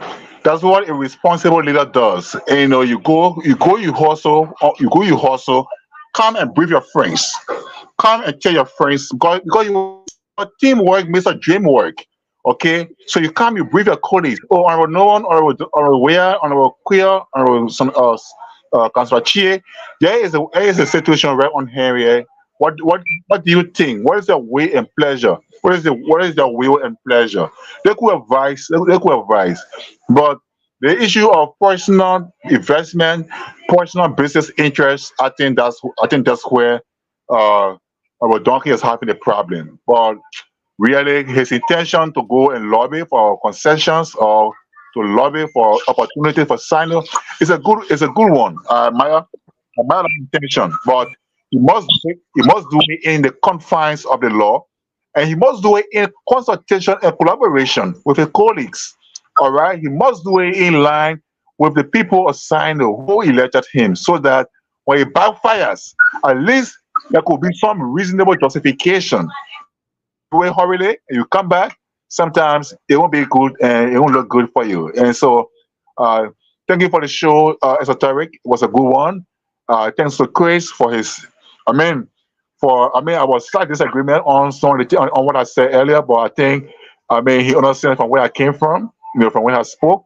It's just all about Liberia. We need to graduate. We need to improve this country some more, my brother. Suffering is too much in this country to the extent people can barely feed a day. It's so bad. Situation is bad. So thank you, gentlemen. Every time Duncan go apologize to the people of Sinoe, apologize to his colleagues, apologize to the government of Liberia. Yeah, apologize to the legislature. Tell them that he erred. But I say his error is a harmless error. It was a harmless breach. It was a harmless violation. It didn't take anything from anybody. All right. It didn't cause any crash to anybody's in their petition. On the overall, it was a good show, and I wish you guys well. Donald Trump, I wish you well as you go to beat Kamala Harris and see you in the White House in 2024. All right, Patrick, thank you. The two Trumpists, they disagree, but they agree. All right, let's get Troy will give you a copy or closing comment, please. Hold on. Let me take you from mute. Go ahead. Thank you. This was a very fascinating show, and thank you, Patrick. Like you said, your talk was different, but you understand from whence you were speaking, because it even happened nationally. Sometimes when you send your diplomats out there, your ambassadors, sometimes the way they deal with other countries and other investment, it can damage the image of the country. So that's why when sometimes new government come, they can look at the foreign policy and rebuild the image of the country. Similarly, I was only concerned about his actions and also an impact be negative on the image of our country. You, Patrick, could be senator tomorrow and want to do business in China. And as soon as you see I'm Senator Patrick Bolu from Sinoe County, apparently by some of the people Senator Duncan have met and put slap in their faces, and it's going to be bad for us. So whatever it is, the fact that he has no contract, It's not a bad thing. Let him change his intentions to always think for the people he represents and not always think for himself. That's what I got to say. Thank you. It was a nice day here today. All right, guy. All right, thank you. Enjoy the rest. You're getting dark on your side, so you can call it a day. Yeah, Patrick. Talk to you later. All right, so guys, let me climax too. Let me climax my closing comments. Let me do it this way. I want to bring Crayton Duncan out so I can talk to Crayton Duncan a little bit. Let me bring Duncan here. Yeah, so people of Sinoe County, people of Liberia. We had 9 years of mess under Milton Tiaji. Milton Tiaji was declared guilty for corruption. You know, while saying these things, I don't feel happy, you know, because it's from a county. And every time we send leaders, not every time, but for the most part, when we send people at the senatorial level, they disgrace us. So Milton Tiaji was in the news for years for bad things. And he went as far as we took him to court and he was declared guilty. Now, Crayton Duncan has come to perpetuate the culture of Milton Tiaji. Instead of making it local, the man is now selling our county, our resources to Chinese. And he is only 33% share, and then the Chinese 67%. I feel so sad saying this for my county. A man of this caliber been sent to the Liberian Senate, and he's not doing anything for us. Even though he claims that he loves Liberia, that he loves the people of Sinoe County, but he is breaching his constitutional responsibility. It is not within the purview of a lawmaker to go and make due on behalf of the country. No, it is the executive's job. The executive can come back, then you rectify, or you confirm, you validate what the executive did. But no, Crayton Duncan is doing it unilaterally. He claims that he does not own a company in Liberia. And so he made a deal with the Chinese company in China, and then you are going back home so that he can establish a company. But meanwhile, the document he signed, he got Liberia, Geneva mining company on it. Okay, Crayton Duncan, you say you don't have a company. How is it that the bogus agreement you signed in China, the illegal agreement you signed in China, it has a company name on it, even though you say you don't have a company? You are going back, you return to Liberia to establish a mining company, even though you are a lawmaker, and the law says that you are not supposed to have mining license because it creates conflict of interest. You are the one providing oversight. You are the one that's supposed to hold people accountable, the executive and otherwise. But then now you are doing business and nobody going to order you. So this is where we have ourselves. This is where Sinoe County is again. We talked, we spoke during the campaign, and we said this guy is bad for Sinoe County. Why? Because he was in the Capitol building as a representative for 6 years, and the man could not sponsor one bill that would benefit Sinoe and the people of Liberia. Why should you promote a man who failed in the House of Representatives? Why? And I posted a question, and I asked the people of Sinoe County for the duration of the campaign. And unfortunately, they went with COD. Without thinking. And that's what some of we are talking about, crowd. Because when you go with crowd thinking, crowd does not think rationally. And that is why people that make reform across history, they are not in the majority. They are in the minority. Jesus was not in the majority. He was in the minority. He challenged the status quo to appeal to the Christian or to the pastors that are listening to me. Buddha was not in the majority. He did the right thing for his people. If you look at the Muslim equation, from the Muslim side, Muhammad was a hero for them. When you look at Socrates, who challenged the status quo, he was not in the majority. He was in the minority. Mother Teresa was not in the majority. You were in the minority. Kwame Nkrumah was not in the majority. Thomas Sankara was not in the majority. So a lot of the time when you go with majoritarian thinking, the way the majority of the crowd thinking, you will go wrong. So people were saying COD, COD, and yeah, COD now.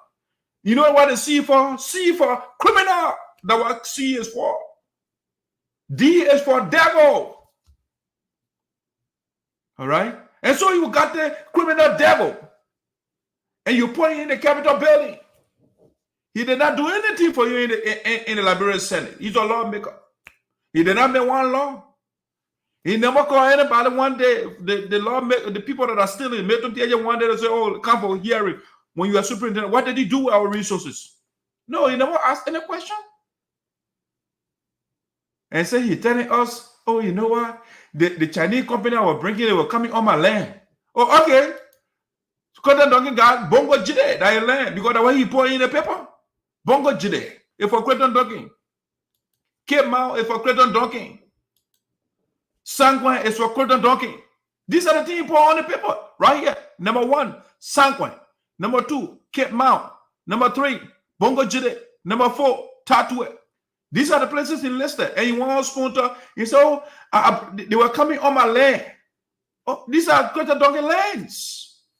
So you'll continue to worship people you call Lord. And guess what? Nothing will be done. This is an impeachable offense. But those spineless people in the Capitol building, they're cutting deals, they're fingering the budget of the country. What are they going to do? Nothing. They're not going to do anything. They want to allow the guy to stay in power and continue to do some. How many of these things the guy has done? A lot of them. But we don't know. Martin Colley just exposed the man. And he was on the show yesterday and angry and yelling. Yelling isn't going to solve anything, dude. You're not making sense. That's why I will play in closing. So you can hear the man yelling. Crayton Duncan yelling. You'll listen to him. To your program, I hear argument on the role of lawmakers and his obligation to his people, which mostly is the 3 cardinal responsibility of the lawmaker. Nevertheless, many times I've noticed that many people don't understand the expectation of those lawmakers that are from the rural parts of this country. You understand me? And our obligation to our people. In Montserrat County, a lot of people don't understand what happens in the various counties. Government development projects are never taken to the rural counties. Those people in the rural counties that vote for us expect us to have development taken to them, which our budget doesn't allow us to make sure that we do. When it comes to market buildings, school buildings, bridge building, youth centers, community places for people to assemble and name them. Every form of development, roads, they look up to representatives, they look up to senators to do that. The so-called salary that everyone cries about, which is about $7,000. If that money comes to you, you cannot do anything with it for your people. Then you will tell your people, it is not my responsibility to do this. And how do they look at you when they cannot meet the president that they elected for? Government projects doesn't come to the county to do anything there for the people. And they all look up to you for a means of survival. But when lawmaker wants to take a step to do something, then he comes to realize that he's not supposed to do this. He's not supposed to get involved in business. He's not supposed to. So the lawmaker now, I see it as a punishment for being lawmaker in Liberia. While other people just sit down and just talk, never sacrifice in any way to do anything for Liberians, but yet they're looking for things to castigate or to bring people down. So now what it tells me is we should want to take people's job and sit down. So we'll sit down. I mean, I don't need to talk much about this. So this is the situation, and that is how it occurred. And that is something that is bothering me today. This is something that is bothering me. Because if you say you go to a place like Ban County, rural development, I carry 3,000 street lights in the villages and towns all over the county. That cost me over $200,000. I never heard it on Spoon TV or on the radio or in the newspapers here before. No, they only look. I built a high school. Right now, I'm building the second high school. I built 7 market buildings. I built a home for the community that they can lease out and rent. You know, I mean, I built bridge on the Sinoe Street that for the past 20 years, that bridge been destroyed. That road been destroyed. Nobody can build a single bridge there. Government doesn't get involved in anything, but our people are so happy. And how crazy can we be making laws to put our people more in poverty? When our own budget, we can't even allow it to carry us through if we don't come to revisit the budget. That we don't have money in this country to make sure things are done for our people in the rural areas. But everybody in Liberia, all they want is to just be on the backs of other people. Instead of fighting corruption, that you will say, okay, Duncan, when he stole the government money, or those kind of little irresponsibility attitudes. But you're proud to get up and say, Duncan can't do business that can bring people to get job opportunity in Liberia. Duncan is bound from having any source. Like I was asking you today, I said there is a little company, a water company that I have that has been operating in Sinoe there and have been operating in Liberia here. So that means I'm wrong again. Then you say, yeah, well, you're not supposed to do water business. I said, now look at that. Look at that. And we are proud of it. And we say it's a law. Yeah, it is the law. It is the law. Yes, it is the law. And we'll continue to learn this law. No, we'll continue to learn as we go. Not because I'm a lawmaker means that I know all the laws. No, I'm not a lawyer.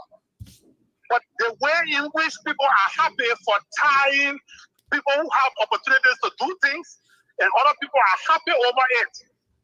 That's wrong. Anyway, I'm sorry. No, that's okay. That's okay. That's okay. I'm sorry. That's okay, Senator. Senator, please hold on 1 minute. Please hold on. I think that Liberians, home and abroad, listen to you. I ask you to please hold on because I'm going to bring in Martin Corley because he broke this story. Martin, can you lower your radio? It is important for us to just get to the bottom. There's a law. There's a law, Senator.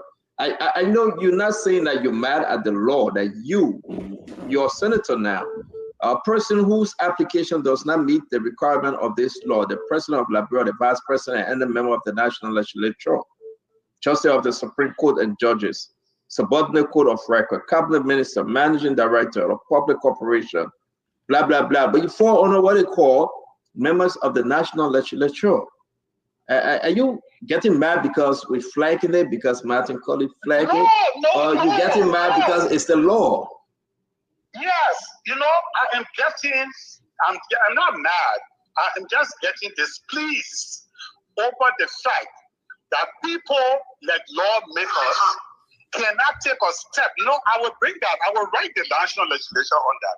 As I said, I'm not here to say I know the law or I know everything that was written before I became a lawmaker. No, I don't. I don't.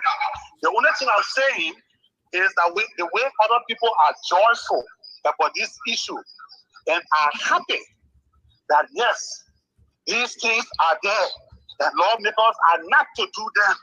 You know. So let's get into it real quick because we got only 2 more minutes and everybody got to squeeze in one question to you. So Senator, let's get into it real quick.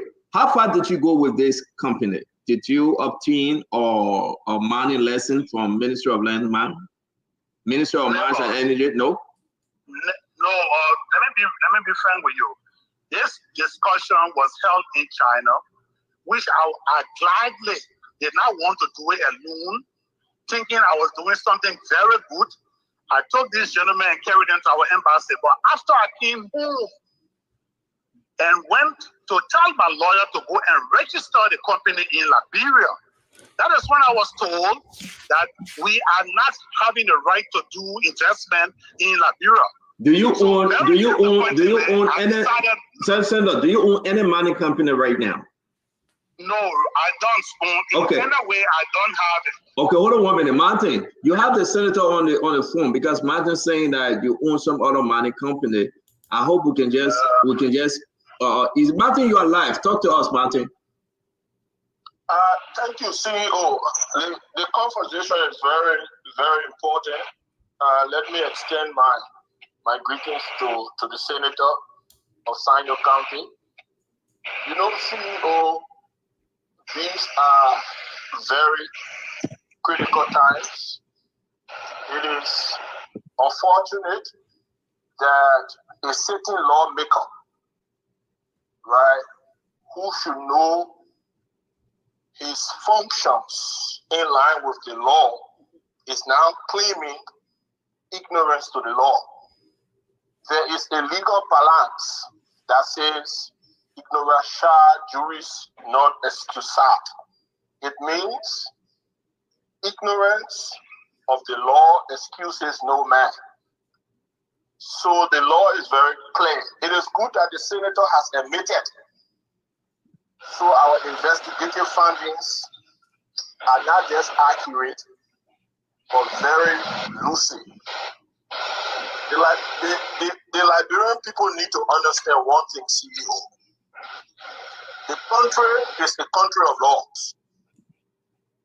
The country is a country of laws. I heard the senator talking about he owns a land with mineral. The law is very clear about land ownership pertinent to mineral. There is something in the law called supremacy of government's right. Supremacy of government rights says government's rights as owner of minerals in the Republic of Liberia are absolute and supersede the rights of any landowners or occupants of land in respect of the exploration of mining minerals.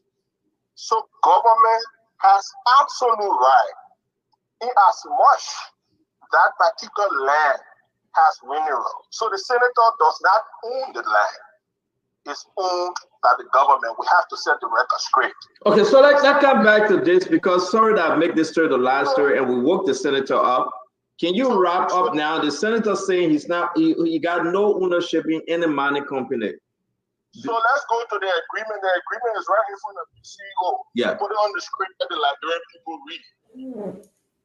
Party A, Liberia Geneva Mining Incorporated.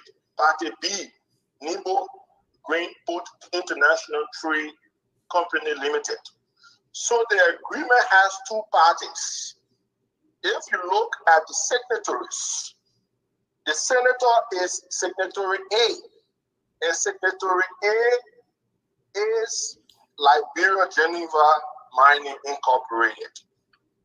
The point I want to make, CEO, the reason why the law says a lawmaker cannot get involved with mining transactions is because of his oversight responsibility. Take, for example, if Senator Duncan gets involved with mining mineral resources, it means he's a competitor in the sector, as China Union is, as Asilometer is, MNG Gold Mine, and other competitors. So who does oversight? Okay, so let me fast forward to you. But Martin, let me ask you a quick question because the panel won. I mean, this is embarrassing. This is embarrassing. The young man is educating the man who's supposed to know the law. Crayton Duncan is a disgrace to Sinoe County. He is a disgrace. He is a disgrace. I mean, look at the thing he's saying. I don't know the law.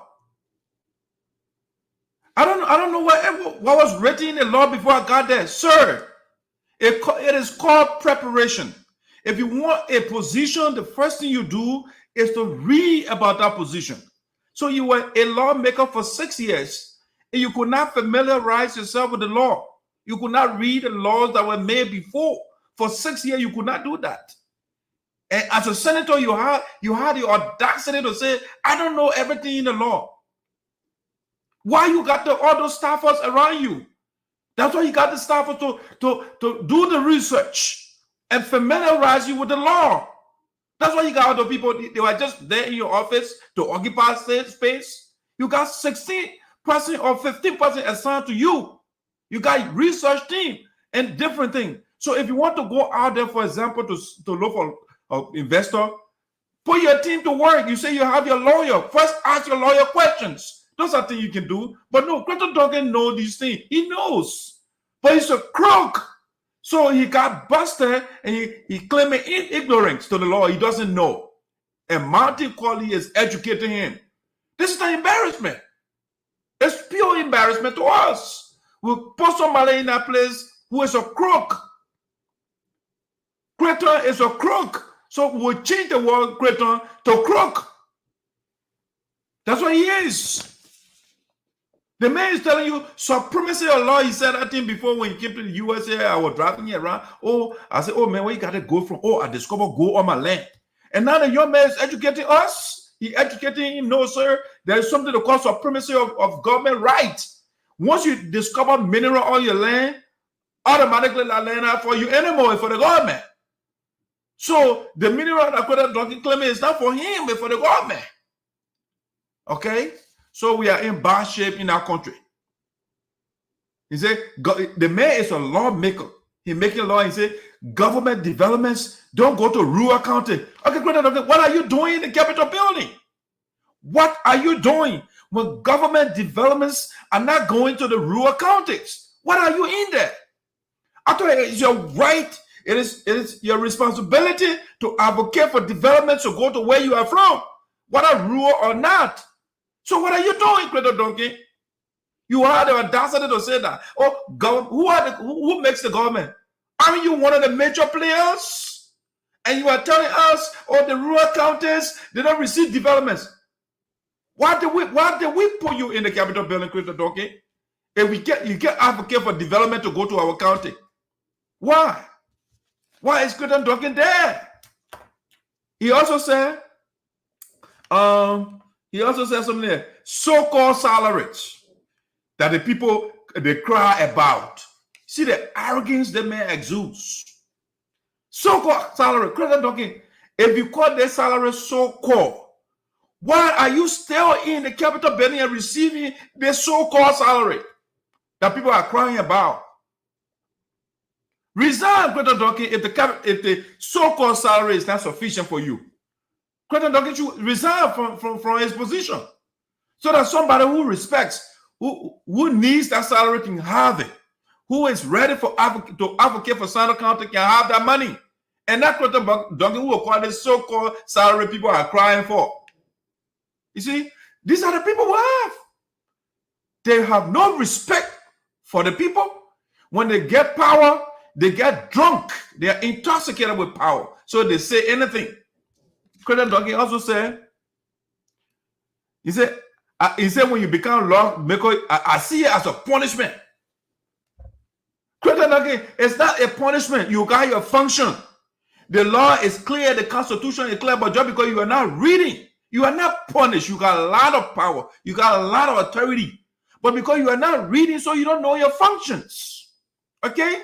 So you got a lot of powers. You know what it means to be a senator? But he said the government does not have the lawmaker because he wants to do clandestine business. He got caught. So he said, oh, we are punished. When you're a lawmaker, you are punished. No, you are the one punishing people. When the last time somebody sent you to South Beach and you guys can be holding people in contempt? Who has that power? Is that you? Crayton Duncan said he doesn't have power because he got busted. The man said now, Crayton Duncan said he will sit down because he got busted doing shady deal. So now, we'll sit down. I will sit down. You're not doing anything anyway. You're getting free pay. That's what you've been doing over the years. So it's not strange to me when Crayton Duncan said, I'm going to sit down. You've been sitting down doing nothing. Crayton Duncan has been sitting down for years and doing nothing in Sinoe County. And he's getting paid. And he calling it pay, so-called pay. Yeah, so now Crayton Duncan said he will sit down because he got caught. So I want to sit down and not do anything. Okay, Crayton Duncan, leave our position, resign. After all, you're a rich man. The money you getting paid is not sufficient. You call it so-called salary. Resign, leave our position, and go enjoy your money in your Geneva, Liberian company that you got. That you say you don't have, even though you have it. It's right on the document, like Martin pointed out. It's right there on the document.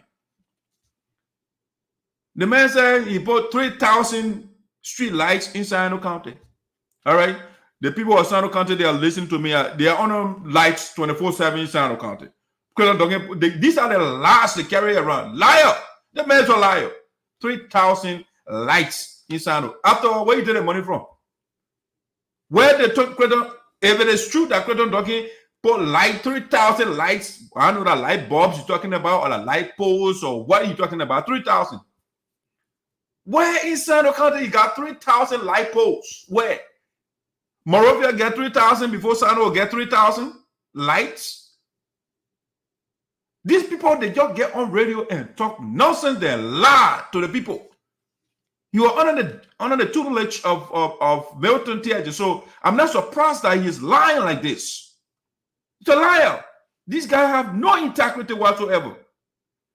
The man said he's building second school in Sinoe County. Again, Crayton Duncan, where are you taking the money from? You got to tell us. You know what Crayton Duncan doing the campaign? He was on ERBC, and the sober judge asking you a question. That question still in my head. The same thing he did just now, he just named all sort of things. I built this one, I built that one. Okay, sober judge said, great thing. I mean, you are doing Sinoe County. Where are you getting the money from? You know what Crayton Duncan told that man? He said, I'm a man. That's what Crayton Duncan told us. So the manly things are coming out now. He's going to China and signing broker deals. He owing 33%. That's what Crayton Duncan has been doing. So that's why he said, when I say, I'm a man. When someone George asked him and said, I'm a man. So that the manly thing, he goes to China and sign illegal deal and say, when we get caught, he said, I don't know the law. But you're a lawmaker, you don't know the law. You got 15 to 16 staffers assigned to do research, to read different documents and report to you. And you say, I don't know the law. Liberia is in serious trouble when we have these kind of people. They show the arrogance and they beat their chests and say, oh, that's so-called salary. And they don't know nothing.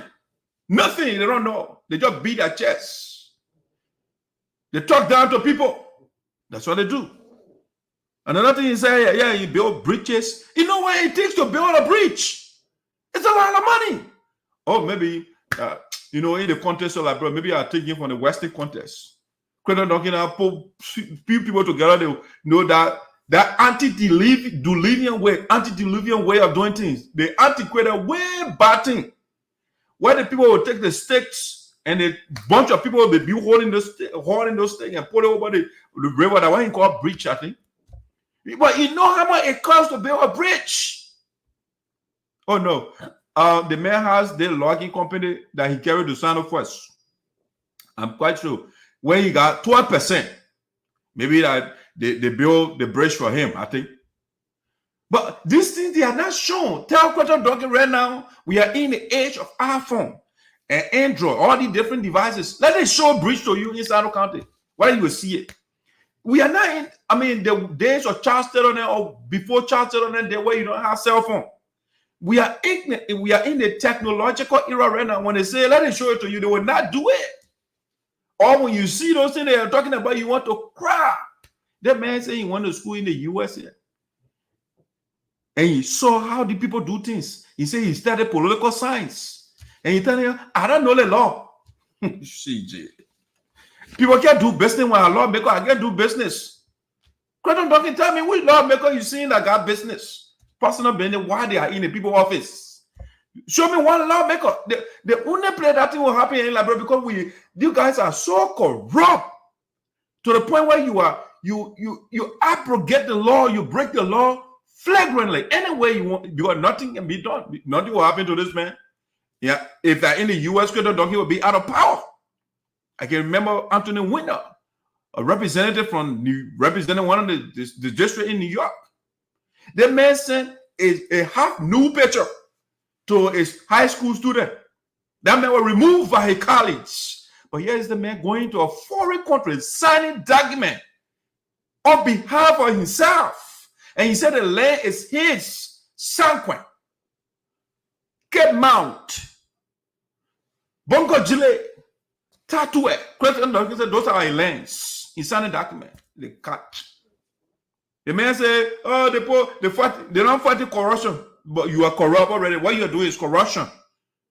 You are not fighting corruption. You are participating. You are a kingpin of corruption, Crayton Duncan. So why are you talking about? Oh, the people can't fight corruption in the country. You are the lawmaker in office. You are not fighting corruption. You say, oh, they're not fighting corruption. You're going out to another country to mortgage your whole county resources. Amen. Admit it again. That's another thing he said. I have water company. Crayton Duncan is in our office and he has water company. How do you distinguish Crayton resources from our resources? Who want to provide oversight? He uses our office because again, that Martin we're talking about, you want to have undue influence because of your office. So you're running a water company. What? Liberia is rotten. The man is saying he got water company in Liberia. He's a lawmaker sitting in our office and he got what? He's not a private citizen. When a private citizen get a water company, that's fine. But you cannot be in our office as a lawmaker. You were a representative before and you're a lawmaker, you're a senator right now, and you're telling us I got company, water company. Wow. Just listen to the guys. The guys can throw themselves under the bus. So when you listen, you pay attention, they will say all type of things out of anger. Ladies and gentlemen, this is how we have it. We're doing it. We're bringing the curtain down for the day. We want to say thank you for following us again. Another edition of the show, Sinoe County, will be here next Thursday. To talk to you, like I said, our special guest on the show will be this lady right here, the medical professional, Palia Cry, will be here to educate us on health issues. So don't miss the show. The 26th of September, she'll be our special guest here. We'll be having a fascinating conversation with Palia. You don't want to miss this show, okay? And don't miss our man Master Quet's baby celebration that is coming up. Yeah, it's coming up pretty soon. Don't miss it. All right, guys. So that's how we're bringing the curtain down for the day. I want to say thank you so much for always being with us here. Follow us. Don't forget to subscribe to our YouTube page, Voice of Sinoe in the Diaspora is our YouTube page. Subscribe to it. We have a lot of training issue there over there as well that you can a lot of videos that you can make use of. You don't want to say those that follow me right now that I see. Gerju, thanks for following me. I've seen Solo, thanks for following. Dollar, what's up, man? Long time. Thanks for following. Or D Lord, I should say. Uncle Brad, thanks for Dixon, thanks for following. Mr. Reverend Sua, Elder Sua, thanks for following the show. Jake Kalewia, Zanatote, thanks for following the show. Mr. Isa Sabri, thanks for following the show. Bendora, thanks for following the show. Lord Gay, thanks for following the show. My man Jerry, I don't pronounce your last name, my man. That name is tough. Patrick, thanks for participating. Mitchell, Zorza, thanks for following the show. Vero Johnson, thanks for following the show. Madam Francis Clark Myers, President USAA. My wife Bolu, thanks for following the show.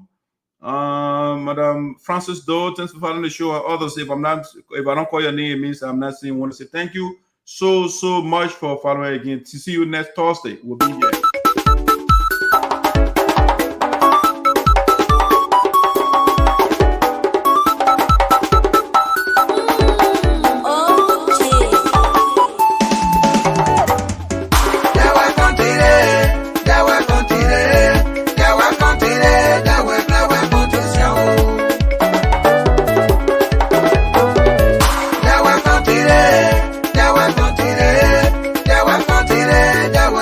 Continue,